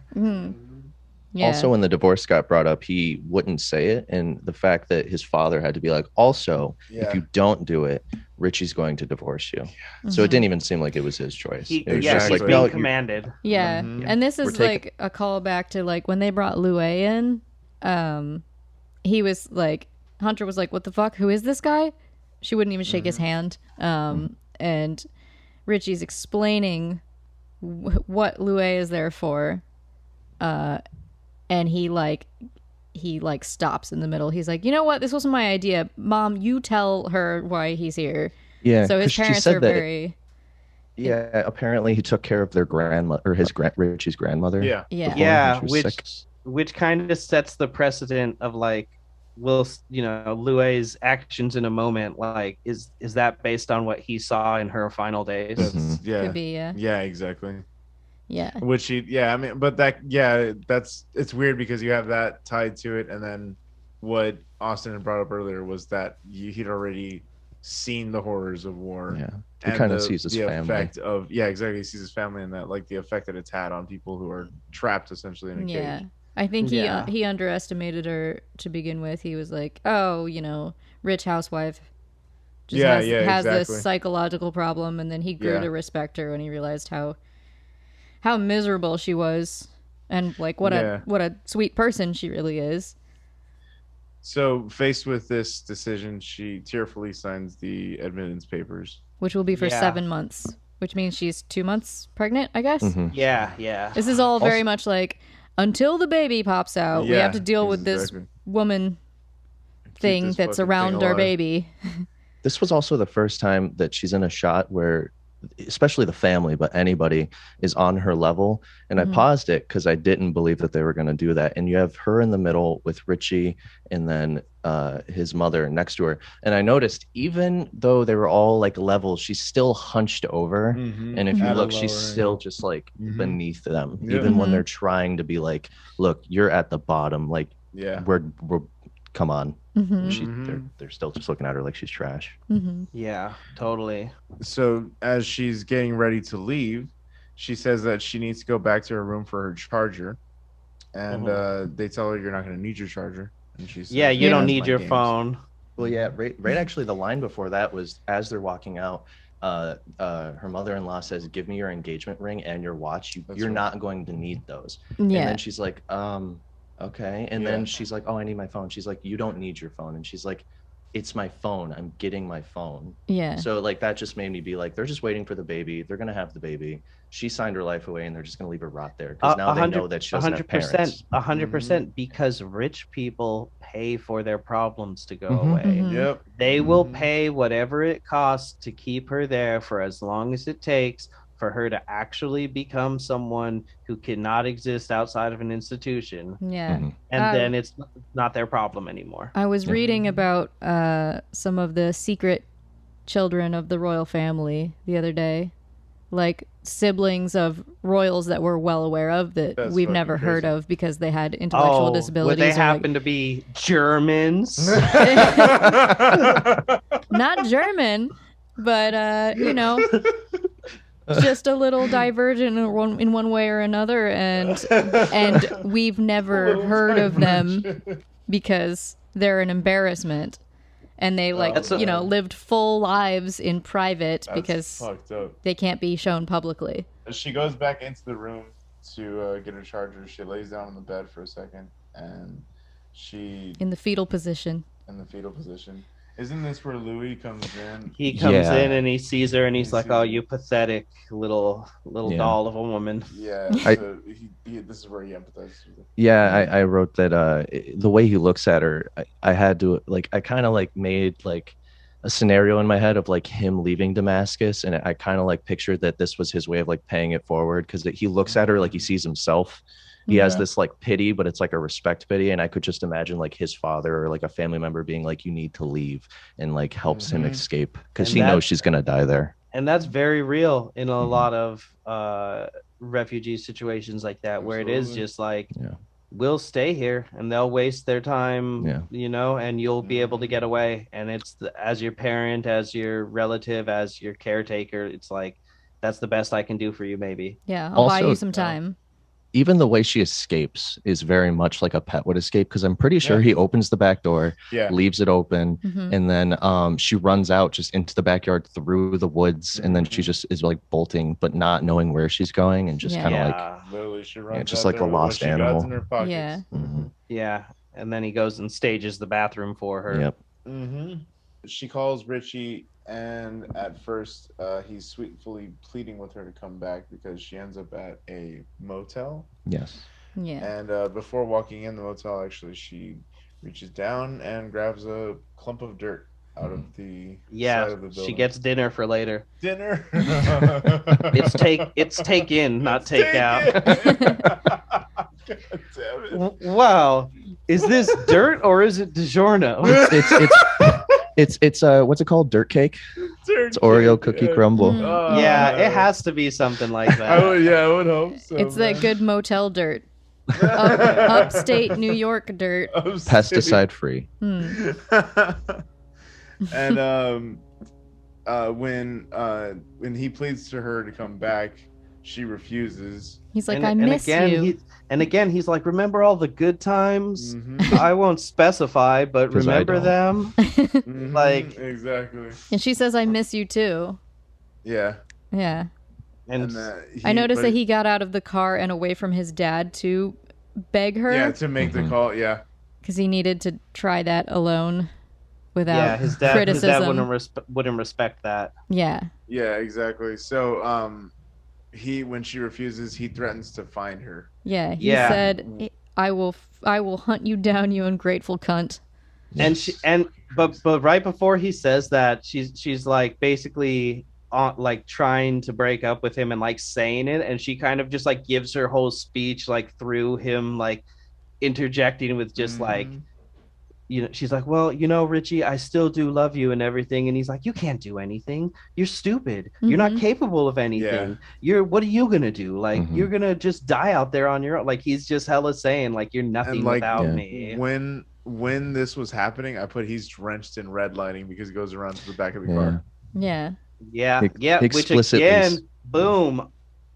dude, you're so right. Yeah. You're so right. Thank you. Thank you. That the red Thank absolutely you. does, as Austin said, it does represent that the He's a imprisoning. villain. Yeah. He's a villain. Yeah. God. Go I was back. just gonna say, like the first time you see her drenched in red too was like her first moment of freedom, and then the next time you see someone drenched in red is like the loss that is a result of that freedom. Like he's like, oh fuck, yeah, just fully engulfed in it. It's just that spectrum moving back and forth of like how, like I said, like the between the freedom and security. Yep, exactly. You're trading one for the other. And then she smashes her phone after breaking up with him. She's like, okay, I have to go. And then And he says, "Give me my kid." Yeah. yeah, Get back here with my kid. Get back here with my kid. Yeah. And now we know the real him, which wasn't very well hidden. But Yeah, exactly. It's a very Ninth Gate moment, if y'all have seen that movie. I haven't seen it in years. Is that Oh, Al dude. Pacino?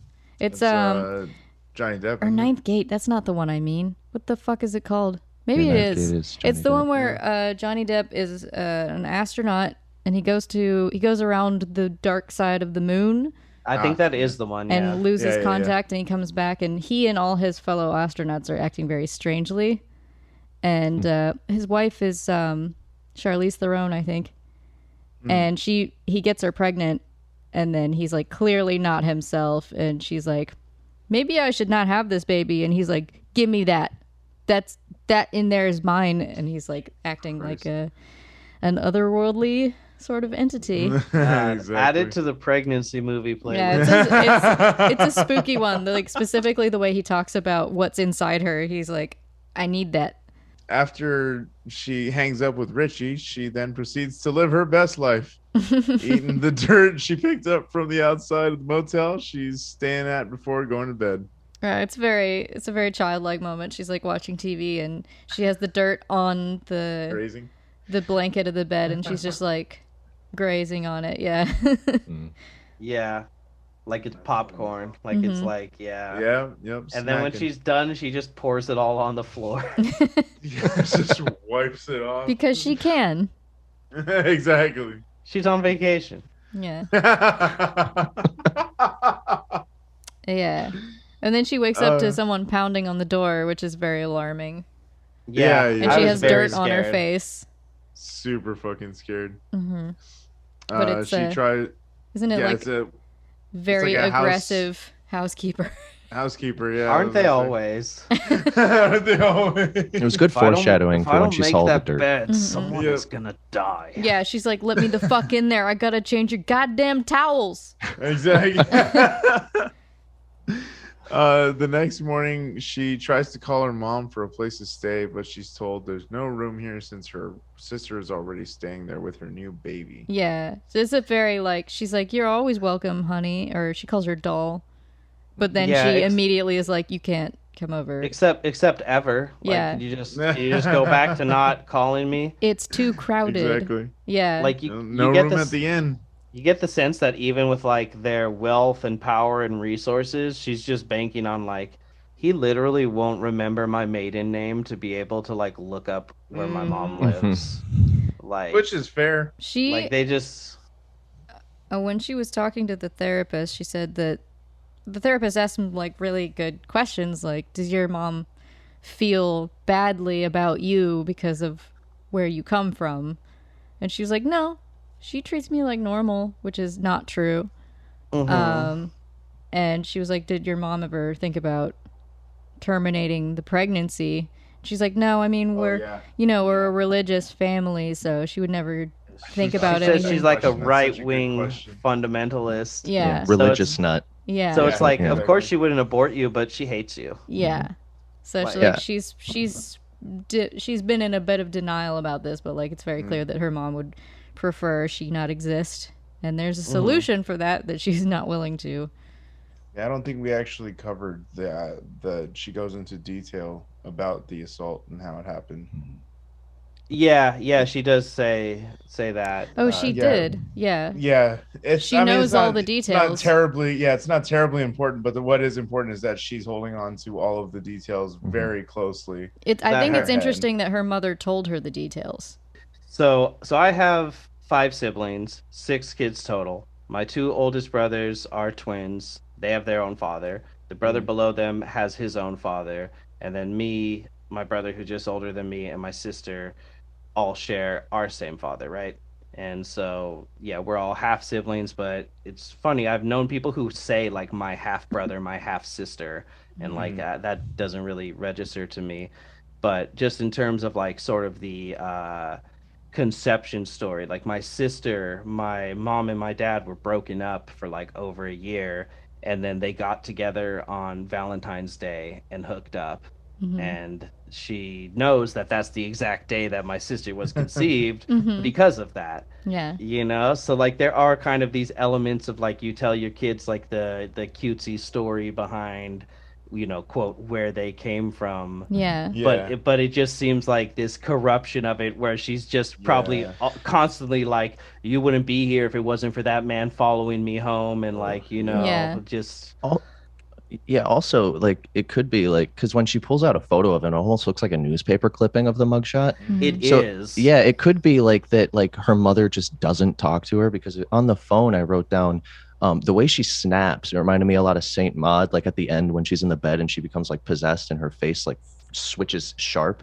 Her voice is almost like artificial, like it sounds like a robot. The way she's just like, like, "Oh, hello," and like she just Yeah. learned to mask how she talks in the movie as how her mother talks. Uh-huh. And they call her doll, and she's almost like a mannequin. She's like just a copy, because and then when her mom snaps, it just shows you that, like, I feel like she was just ignored most of her life, so she clung to like researching this awful event, and that's like her entire existence to her. Exactly. Yeah. And Yeah. so she doesn't even know who she is, so that's why she's so like shaky, like a chihuahua, the whole movie.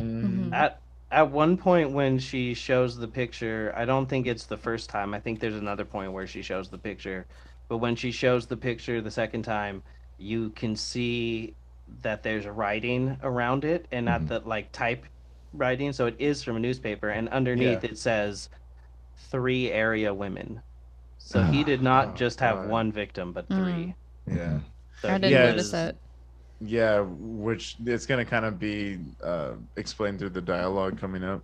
I think so as well. But yeah, I caught that and I was like, so it's not that it makes it better, but like it No. wasn't a one-off thing. Exactly.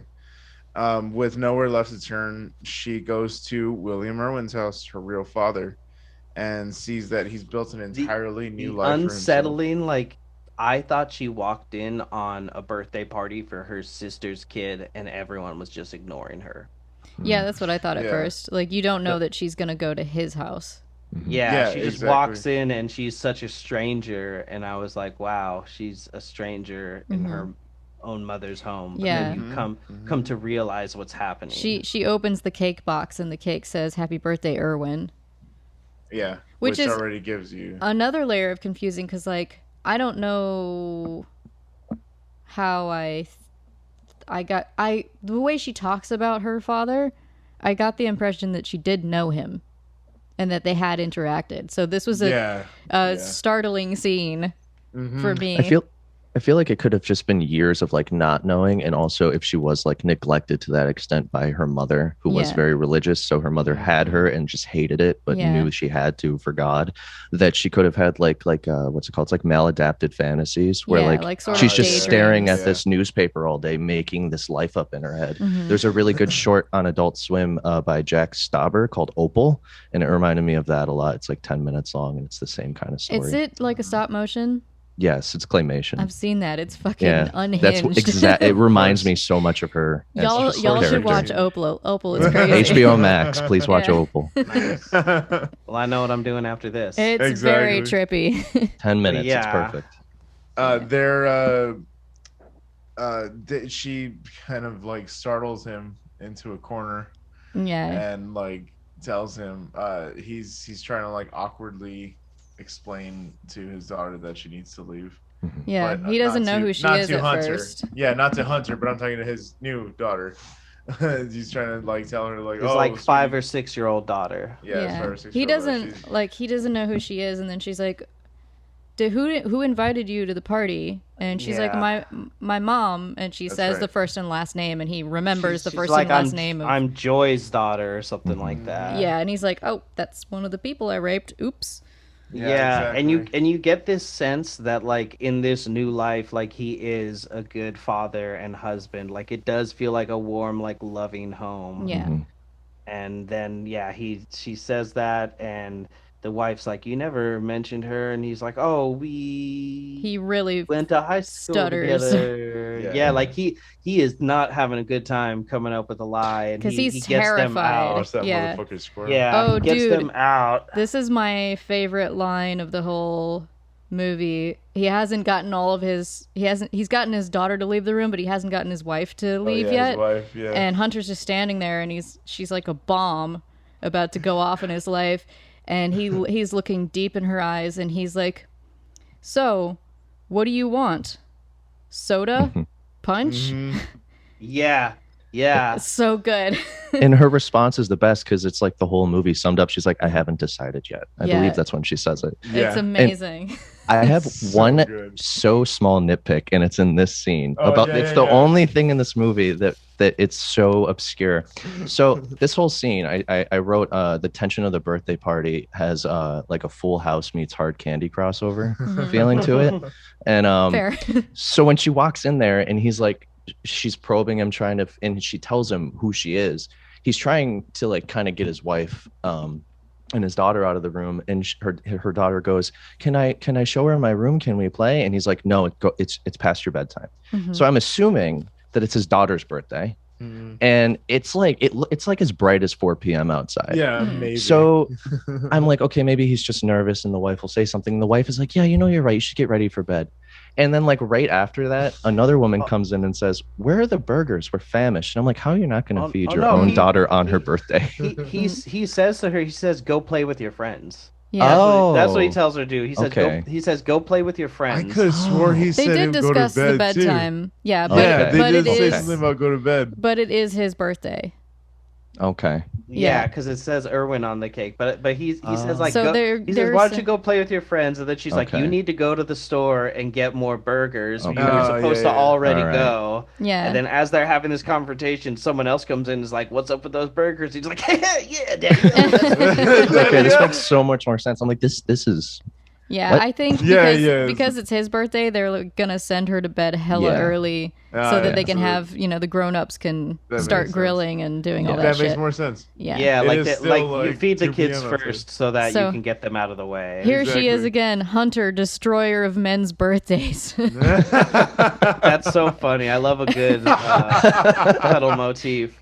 And That's And funny so as while they're fuck. talking and she's confronting him, I felt like this scene was like exactly what we look for on this show. It's like a disgusting man, not Yeah. excusing, but straight up grappling with. Like, I feel like it's like one of the great questions of morality is like, what do we want to happen to rapists? Like, this man Yeah. went to jail, got Yeah. beaten so badly that he needed a colostomy bag, Yeah. openly admitted and grappled with the fact that he raped women for power and to fantasize about being special, Yeah. and that being beaten like that told him he's not special, and he fully is aware of how disgusting his previous actions were. And it's like, we obviously, like, that's supposed to be the point of like punitive justice, is like you either get better or You you learn continue your You're supposed lesson. to. It's supposed to be Punished. about Rehabilitation. reformation, but it's Yeah. mostly about punishment. And So he it's just is very reformed. uncomfortable. It's Yeah. very uncomfortable. He's clearly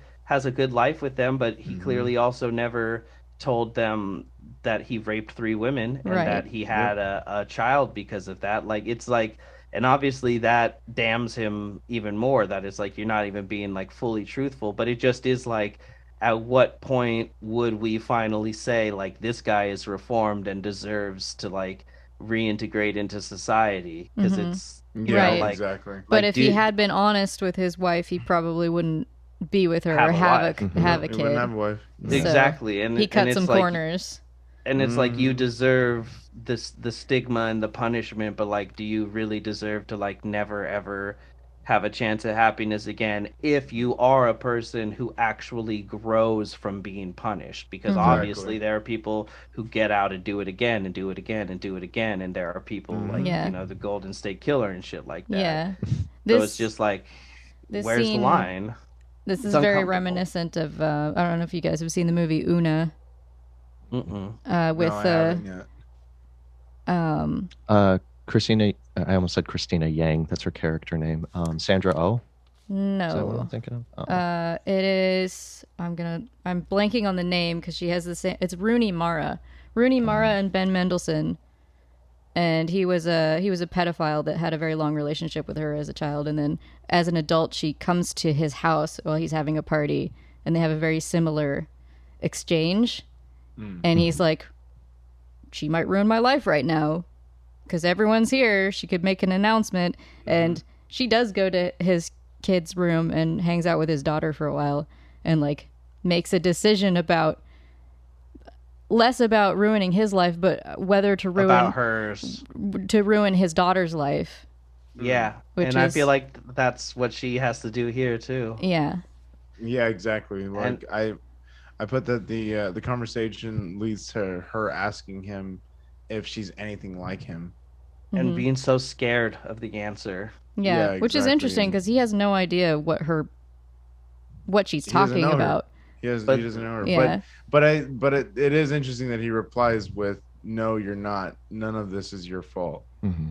It's it's like sometimes you have that where like you'll be anxious and all you need is for someone else to say it's okay, even though like like I just have anxiety. It doesn't like really pertain to anything. This is just my brain chemistry making me feel this way. Yeah. But hearing someone, especially like a loved one or your partner, just being like, "Hey, can you just tell me it's gonna be okay?" Yeah. And even though you've asked them to say it, hearing it like has this effect. Yep. So it's like the And same thing of like, that's I exactly just what she need says. another voice to say something to me. That's exactly what she That- says. that She says, helps. I just needed to hear you say it. I know I'm not." Yeah. He tells her when she's asking him, "Why did you do this?" and he's just admitting like it's power, it's hatred, it's working out, the things about yourself and trying to justify your existence by saying this thing makes me special. And he says a secret makes you strong. Yeah. Yeah. Which she's experienced. And Exactly. she inherited that from him. Yeah. Exactly. And she suffers from the generational guilt of what her father did to her mother, when in reality, Richie's parents are old money and probably have countless lives and souls that they've crushed and destroyed. So it's like if anyone should feel generational guilt, it's the guy who has never wanted for anything because his great-grandparents, great-great-grandparents maybe were slave owners. Like he definitely is descended from like old money. Yeah. So it's like, and he doesn't care about that, but this woman who's pretty much just as much of a victim as her mother, but she's a victim to her mother, not her father. Like her father didn't do anything to her. Her mother decided to carry the pregnancy to term, To so take that's it out her on her. responsibility Yeah. to raise her correctly. And she asks him, "Are you ashamed of me?" And he's like, "Not of you. What I did, yes, but not of you." Which is such a Yeah. relief to her. Exactly. Yeah, of like That's such you a exist fucking independently of me. Interesting you line know? of dialogue. Yeah. Such an interesting line And of it's- dialogue. It's just so uncomfortable, and I just Yeah. feel like that's what these movies that we choose are supposed to Absolutely. be about, is grappling with these uncomfortable questions. And it's like, who knows? What is the answer? I couldn't tell you what the answer is. Yeah, Where's the line exactly. where anyone who's done anything is reformed? Right. I mean, he feels like know? a real person because they're not Yeah. just like he's 150% villain. Yeah, Like, he's not a cartoon character evil guy. Yeah. Yeah. And Yeah. it's, Also, the way he says that at the end, where he's like, "No, I'm not ashamed of you. I'm just ashamed of what I've done." It completely like contradicts what's insinuated in the phone call with her mother, and her mother's set up kind of as this person that's like, "I have to do this," and then there's this sick, demented fucking rapist that's just like, and it's just this weird shift of like how they react to her. And like how the resentment and the trauma like manifests. He's more in the mentally mom. healthy than she is. Yeah. It's just You know, it's heartbreaking. And he clearly like neither of them have let go of his crimes. He clearly like knows and holds it deep down and probably like breaks down in the bathroom when his wife and daughter don't know, you know? Yeah. It reminded me a lot of, if you've seen Secret Sunshine, and there's a scene very similar to this, and it stuck out to me. Yeah, and it's like he doesn't deserve our pity for the trauma he basically inflicted on himself, but it's just like yeah, it's just a hell of a moral quandary. Yep. And we see her in the next scene. She's in a doctor's office getting instructions on how to properly take, I'm going to probably butcher this name, mifepristone. That didn't sound that bad, but when you said I'm gonna probably, I was like, is he already gone? I was like, oh, that's what it's called. No. No problem. This is great though, because like the instructions on the process of how to do this. Yeah. She's like, you're gonna want to take this pill and put it under your tongue, and this one will go, and you leave it there. It's the first Just in like, a series of pills that she needs to put these things in your mouth. She's like, I can do that. Yeah, exactly. And remember earlier, we didn't touch on it, but earlier when she's watching TV at one point, she's watching like a documentary on drying out and cutting up your placenta to make into dietary supplements. Oh, wow, that's right. Yeah, she's like so just casually eating like cheese puffs. Yeah. So it's just kind of funny because it's not quite Chekhov's gun, but like very similar, and like just that pills will come up later, but you know. Yeah. And she goes to the bathroom. I guess it's at a food court. It's like a mall, yeah. The mall. And she's looking very Midwest. Yes. She has her hair in a different way, and she's wearing a big baggy sweater, and she's eating fries. Yeah. Yep. And yeah, so she does her business in the bathroom with the pills having taken their full effect. Yeah. And leaves another bloody toilet in her wake. Yeah.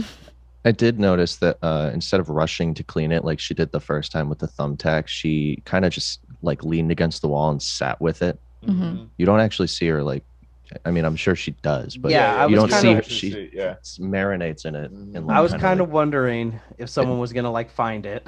Yeah, because yeah, but it was the first time that she let it pass through her body like everything else that she So this is my take on the end of this film and the way she's dressed. She has a backpack on, and she has these clothes that look like they came from the Goodwill or a shelter. Yeah. I think she's just a homeless wanderer now. She's given up all of her safety for all of her freedom in a complete shift of where she was at the beginning of the movie. And she's like trying to find herself by embracing freedom and giving up all of that security. Yeah, no, exactly. And I mean, I really love that the way this movie ended, and I put that we end on a wide shot of a woman's bathroom, implying that life goes on regardless of the circumstances. And we watch about 50 women go in and out of the bathroom over the credits. Just women. And so good, and I feel like there is an element of anxiety of like, is someone gonna come out of one of these stalls like, yo, what the fuck? Also with all those women coming and going and how she was dressed just like them, it kind of also felt like, because the whole credit sequence until the very end is just women coming and going until it kind of like fades out, and it just seemed like if you look at it from just that bathroom and you don't see the movie, she's just another one of those people, and it's just like a collective idea that like she's not just this character, but it's just like this is just something it's just showing how many people suffer through this. And it was just really good. It was people who suffer silently. That's why I said like it really does have that optimistic hinge to it, because it's like, no matter what, she's on the road to finding autonomy. The song is also weirdly uplifting that they play. Very, very, very uplifting for sure. Yeah, and I would say to Austin's point, the like eating disorders are very private. Yes. Like people often don't know, especially if you're bulimic. There was a point, I don't remember exactly where it is, but it's after she talks to her mom on the phone. It might be right there, like on next to the payphone, but she throws up and it's all mud that comes out of her. It's like a chocolate shake. And it really fucked me up. Like usually watching people puke, like even watching Audition didn't bug me as much. But not as much as it bugged me, you asshole. But then her puking up mud just really got me. I was like, oh. Yeah, and your interpretation of the ending with like giving up, being like almost like a nomad, that choice for like freedom over safety, and like how much I saw this as like similar to Dogtooth, with like how it's like an analogy for like a pet. It reminded me a lot of, if you've seen High Maintenance, there's a really good episode. It's on HBO. It's like an anthology series about New York with this weed dealer, and he meets all these people he sells weed to. Guy. But there's an episode with a dog, and he's owned by this man that just doesn't have time for him.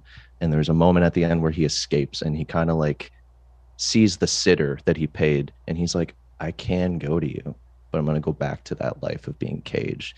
And then he lives with these like crust punks, and he's just like, I'm shaggy, I'm gross, but I'm happy. But I'm free, baby. It reminded me a lot of that. That's so cute. But I mean, that I'll kind of give, I didn't even give my initial thoughts on this, but I absolutely adored this movie. I really, it hit really hard when Louis put his hand on her shoulder underneath the bed. Like, I was in fucking pieces. Right, that was such a genuine moment. And his hesitation, like of all the people, he's the only one who's like real and doesn't put up facades or doesn't try to be anything else. Like he's just trying to be helpful to her. He doesn't want to overstep his bounds. Yeah, he doesn't like even lie about the fact that he's just like, Mr. Ritchie wouldn't like that. Like, I work for Ritchie. I don't work for you. I'm just like, I'm not trying to make you uncomfortable or feel bad. I'm just doing my job. And, that is the guys. It's like, what does Mr. Ritchie want? And I think that moment where he sees himself in her, he sees that as well, where he's like, well, who gives a damn what the people that we were running from in Syria wanted? Like, why couldn't it be about everyone being happy? Why does it have to be this imbalance leading to war, leading to people fleeing, And so it's just the same thing of like, I should be hired to make you happy. I shouldn't be hired to make your husband happy. Get out of here. Absolutely. Yeah. Like the little bits of humanity, like the pockets of happiness that she was trying to find within just a moment of fucking peace. Like just watching, the fucking red film that she just put up, or like the hug that she had with that fucking dude. Like, it's all of those moments really hit close to home when you're just like, when you're watching. I'm like watching it, and not obviously like the eating disorder stuff, but like just on a human level, searching for connection and like just understanding within another human being. It was like those pockets of intimacy that she was able to find with people was like, it was beautiful. I thought I've never seen a horror movie put something so beautifully. Yeah. You know what I mean? Explore this type of subject matter with this like much delicacy before. It's funny because like a lot of movies try to walk this line of like, are they possessed or are they mentally ill? Is this really happening or are they mentally ill? But I feel like when I was watching it, it's like, I mean, as much as those films try to make it like obvious that they're drawing like a line there, like there were times where it felt like she was possessed by this illness, where she just was like, I don't want to eat this thing. That's just a compulsion. Just threw it down her throat, Yeah, that's true. And it's just like, it's just interesting. It felt almost like she was like, because she is haunted by this like generational trauma, and it's almost like it like possessed her to make her do these things to like finally address it. Because it was like, if you're just gonna, she mentioned being like a waitress or something before, like where she met Richie. She was in retail. Toiletries. Oh, that retail. Yeah, that's right. And her mom's like, didn't you hit the lottery when you met my son? Just like, you don't deserve this, but you're lucky that he likes you. Yeah. And so it's like, sorry, I read that conversation too. Like like you said, but also like it doesn't really explain like who had like I'm assuming she kind of like had that life too, because when she's like, someone gave me a good piece of advice, fake it till you make it. And I kind of felt like it was almost like, are you sure you're happy with this? Because you need to commit to this. Right. If you're gonna actually do what I do and like not go insane doing this. Yeah, she probably came from a similar situation, Mm-hmm. but she's very unsympathetic. Yeah. Yeah, because the money is from the men. Mm-hmm. Like, so Yeah. it's She's like, you need to stop being fucking weird right now. yeah. Head in the game, bitch. She's like, are you happy or not? Because either way, you need to commit. Because this just is what it is. Yeah. Like, accept it. We own you now. You're our luggage. We're gonna put you in this institution. When the baby comes, we're gonna take the baby and we're gonna leave you. Yep. And it was just very obvious that like that was the whole plan. Was like, you're never getting out. You just signed away your whole life. Mm-hmm. Yeah. Literally. You know. And So, well, are we gonna rate her up then? well, I reckon I'd give her a 6. Hell yeah, brother. Hell yeah, brother. Yeah, it was just a very, very deep film. It's like barely 90 minutes long, but it's just things are constantly happening. And I kind of felt the same way about another movie, but it felt like 50 minutes into it, you're like, whoa, not a lot has really happened, but also a lot has happened. Yeah, You know? yeah, exactly. What'd you think about it? We're doing out of 6. Yep. 6. Yeah. I I was thinking about it. I'm like, should I actually? And I'm like, no, this movie's great. Like, it's Yeah. just a 6. I'm not going to critically like, no, I just love this movie. This movie's great. I saw this over lockdown and I was just like, I remember it being a lot scarier. And I was thinking about it after watching it on Thursday for the first time since lockdown. And I realized I was binging a lot of movies. And in that same week, I watched Come and See, Swallow, 4 months, 3 weeks, 2 days, and just all these horrible movies. So watching this was refreshing because it wasn't as dark as I remember it being, and it was actually kind of bittersweetly uplifting at the end. So yeah, solid 6. Absolutely. And Evelyn? Oh, you guys are gonna hate me. Shit. I didn't love it. Okay. I respect this movie, but I take issue with some of it. Ooh. Surprise. Be specific. I don't think that the front half and the back half have a whole lot to do with each other. Or they don't. I feel like there are a lot of different movies in this movie that are banging around competing with each other. You think it has kind of like the Martyrs thing going on where it's almost like two separate, like that's more That cut makes in a way sense that to like me. works, but like Yeah. it's sort of a similar thing where it's like almost 2 movies. So I find all of her secret life and what is actually going on inside of her that's very compelling, and the pica thing is a compelling expression of that. But to spend so much of the front half of the movie with these in-laws and this husband, and I find them very like over the top villain. Like, surely that is a situation that does happen, but I don't buy them. They're like unbelievably cruel in this really cold way. And the idea that she has put herself in this situation, like she knew what he was like before she got pregnant. They'd already been married for a time, and he was surely like this. Well, she does mention when she breaks up with him, she's like, we really, really rushed into this, and I said yes to a bunch of things that I would have never said otherwise. Yeah. So it's like, yeah, I get. It's not to say that people never fumble into these situations. Mm-hmm. It's just like they don't seem. For all the nuance that her dad has, they have no nuance. Yeah, they're just They're just mean, all of them. Milk toast, one-dimensional, yeah. Yeah, and for him to be like, I will hunt you down, and not for no part of him to be like, man, I really thought that we could love each other. Like, yeah, and for that to be so much of the film, like, I wanted more of the part where she's figuring out her parents. Mm-hmm.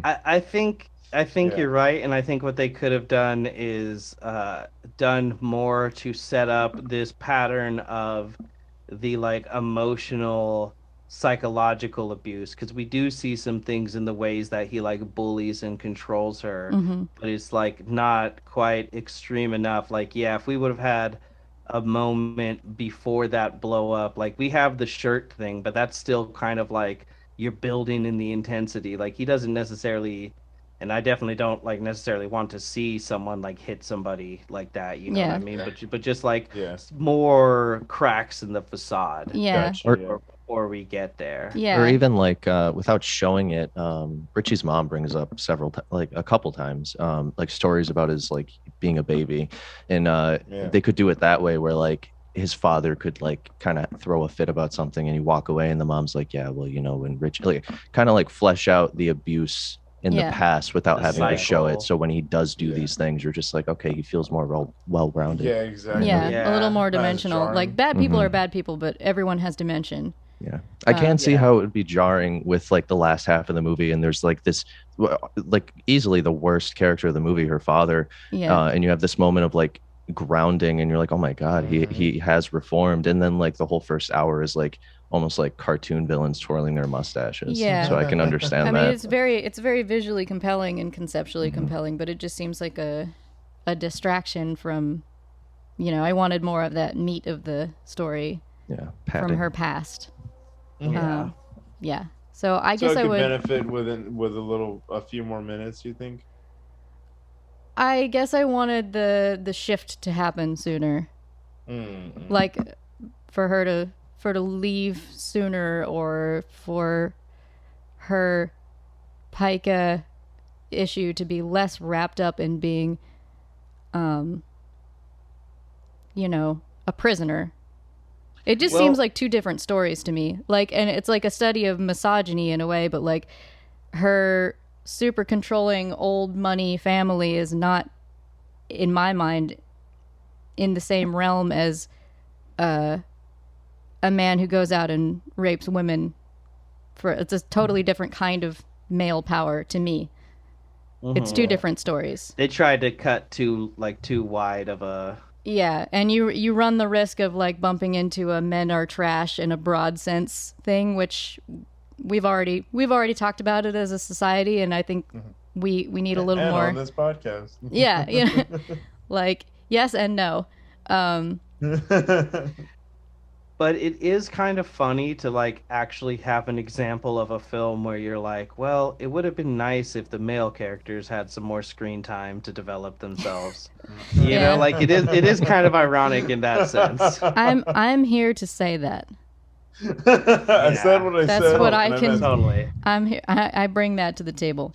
I appreciate that you always very openly, like, if you know what I mean, whatever is holding the film back. I truly do. Like I'm usually the voice of like, well, I didn't like this, you know, and other people are like not so much. We just happen to be talking about like a ton of stuff that I love on this podcast. So people are like, why do they call him skeptic? I just don't want to be the person who always trashes the movie. No, that was really nice actually hearing that, because like I said earlier, I am more, when I watch a movie, my eyes are just glued more to like what's happening rather than like the subtitles or their mouth. So I'm so focused on like really loving a movie based on visuals or the soundtrack or visually what's going on, movie.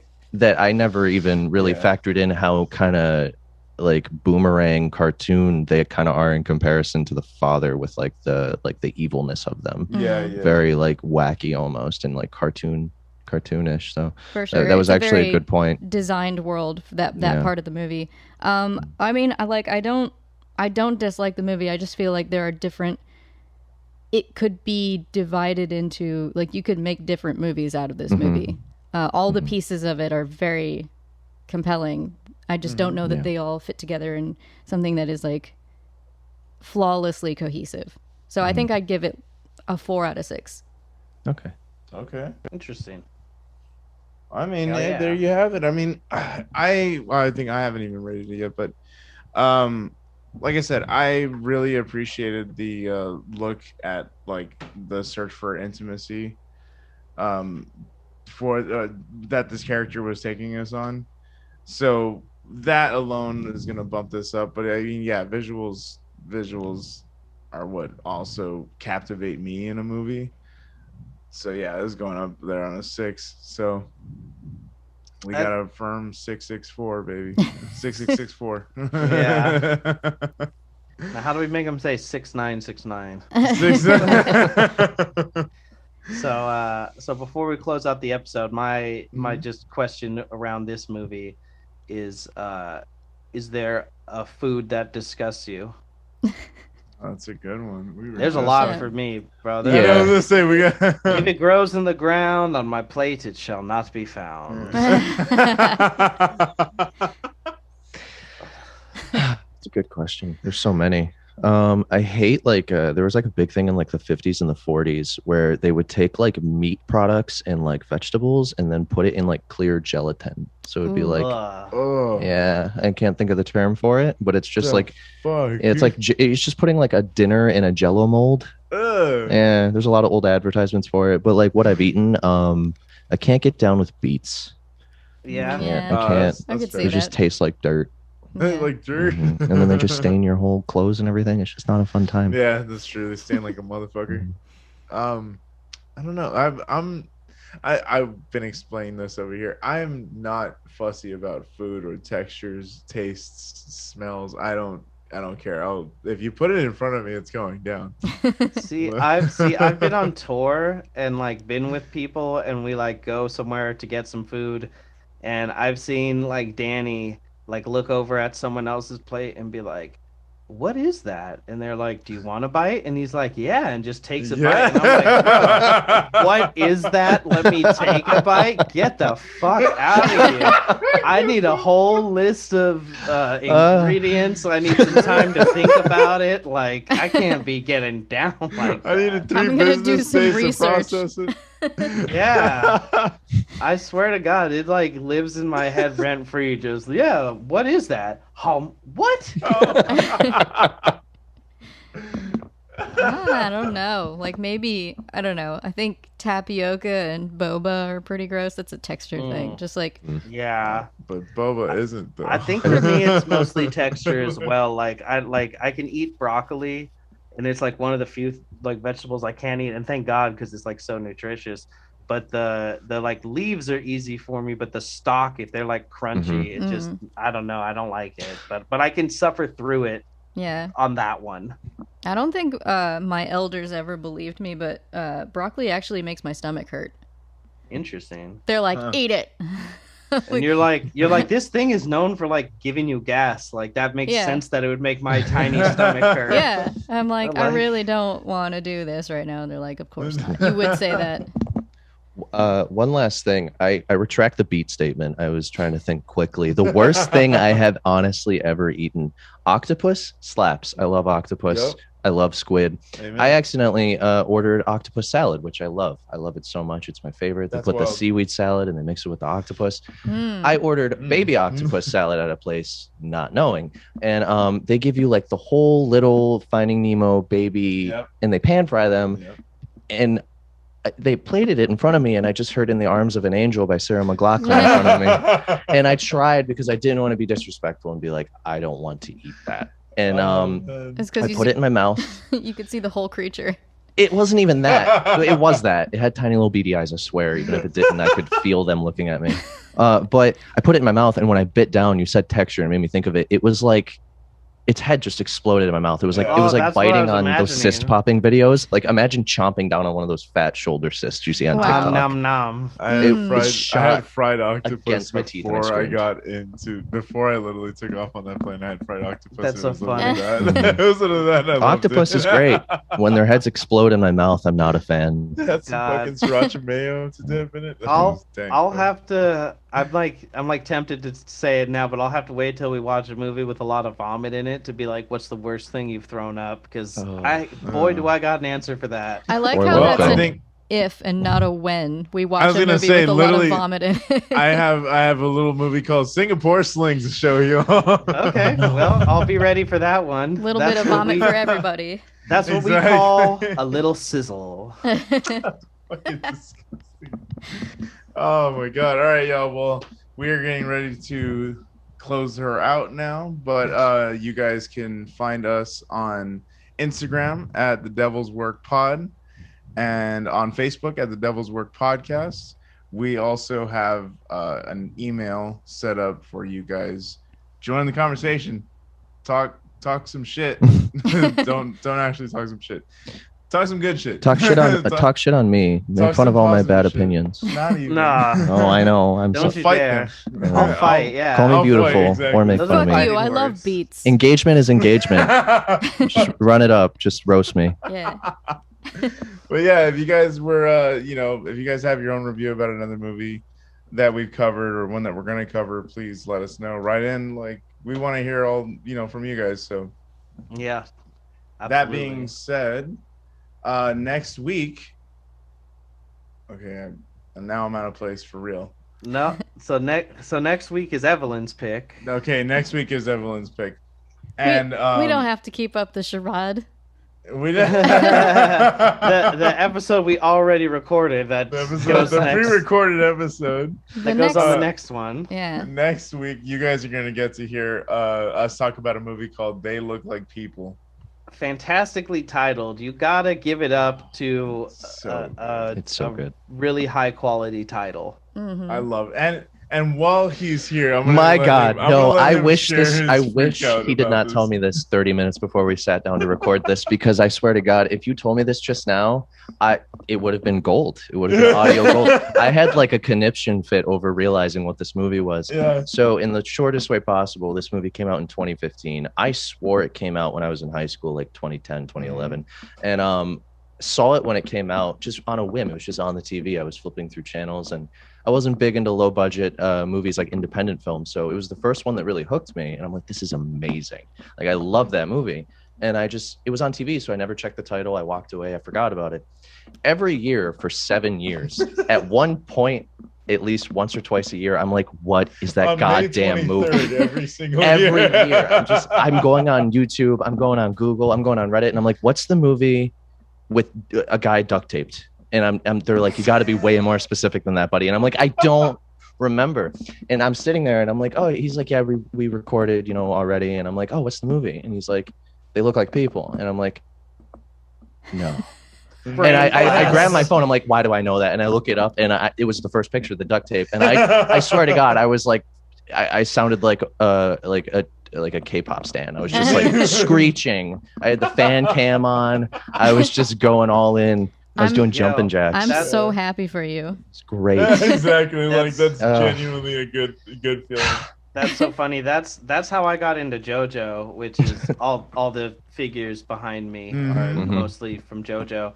Was when I was like 11 or 12, I was at a friend's house and he had the PS1 JoJo fighting game, which is based on like a specific part of it. And it always just felt like this like fever dream of like, what was that? And I like remembered stands, but I didn't remember a lot more. And at one point I like looked it up, but nothing was available in America. So like I let it like fall out of my conscious, And then when the anime started up in 2012, because the manga is from 1987 and the game is from like 1999, a friend of mine was like, oh, you ever heard of this? And I was just like, that's it!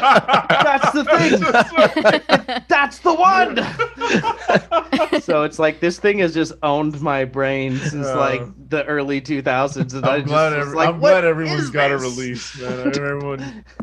Random side question. Did you play the new JoJo game, the fighter that just came out? I played it when it originally came out, and I do have the new one now. Okay. Yeah, the new one looks really good. I haven't played it yet. It's really good. They added a lot of my favorite characters. Shout out to Foo Fighters. I'm only on part 3, so I'm not caught up on that show. Oh yeah, catch up is great.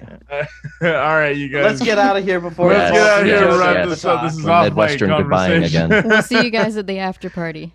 Yes. All right, all right, you guys. After the party, it's the after party. All right, you guys. Take care. Be safe. Whatever you eat out there. All right. Later. Yeah. Wash off your root vegetables.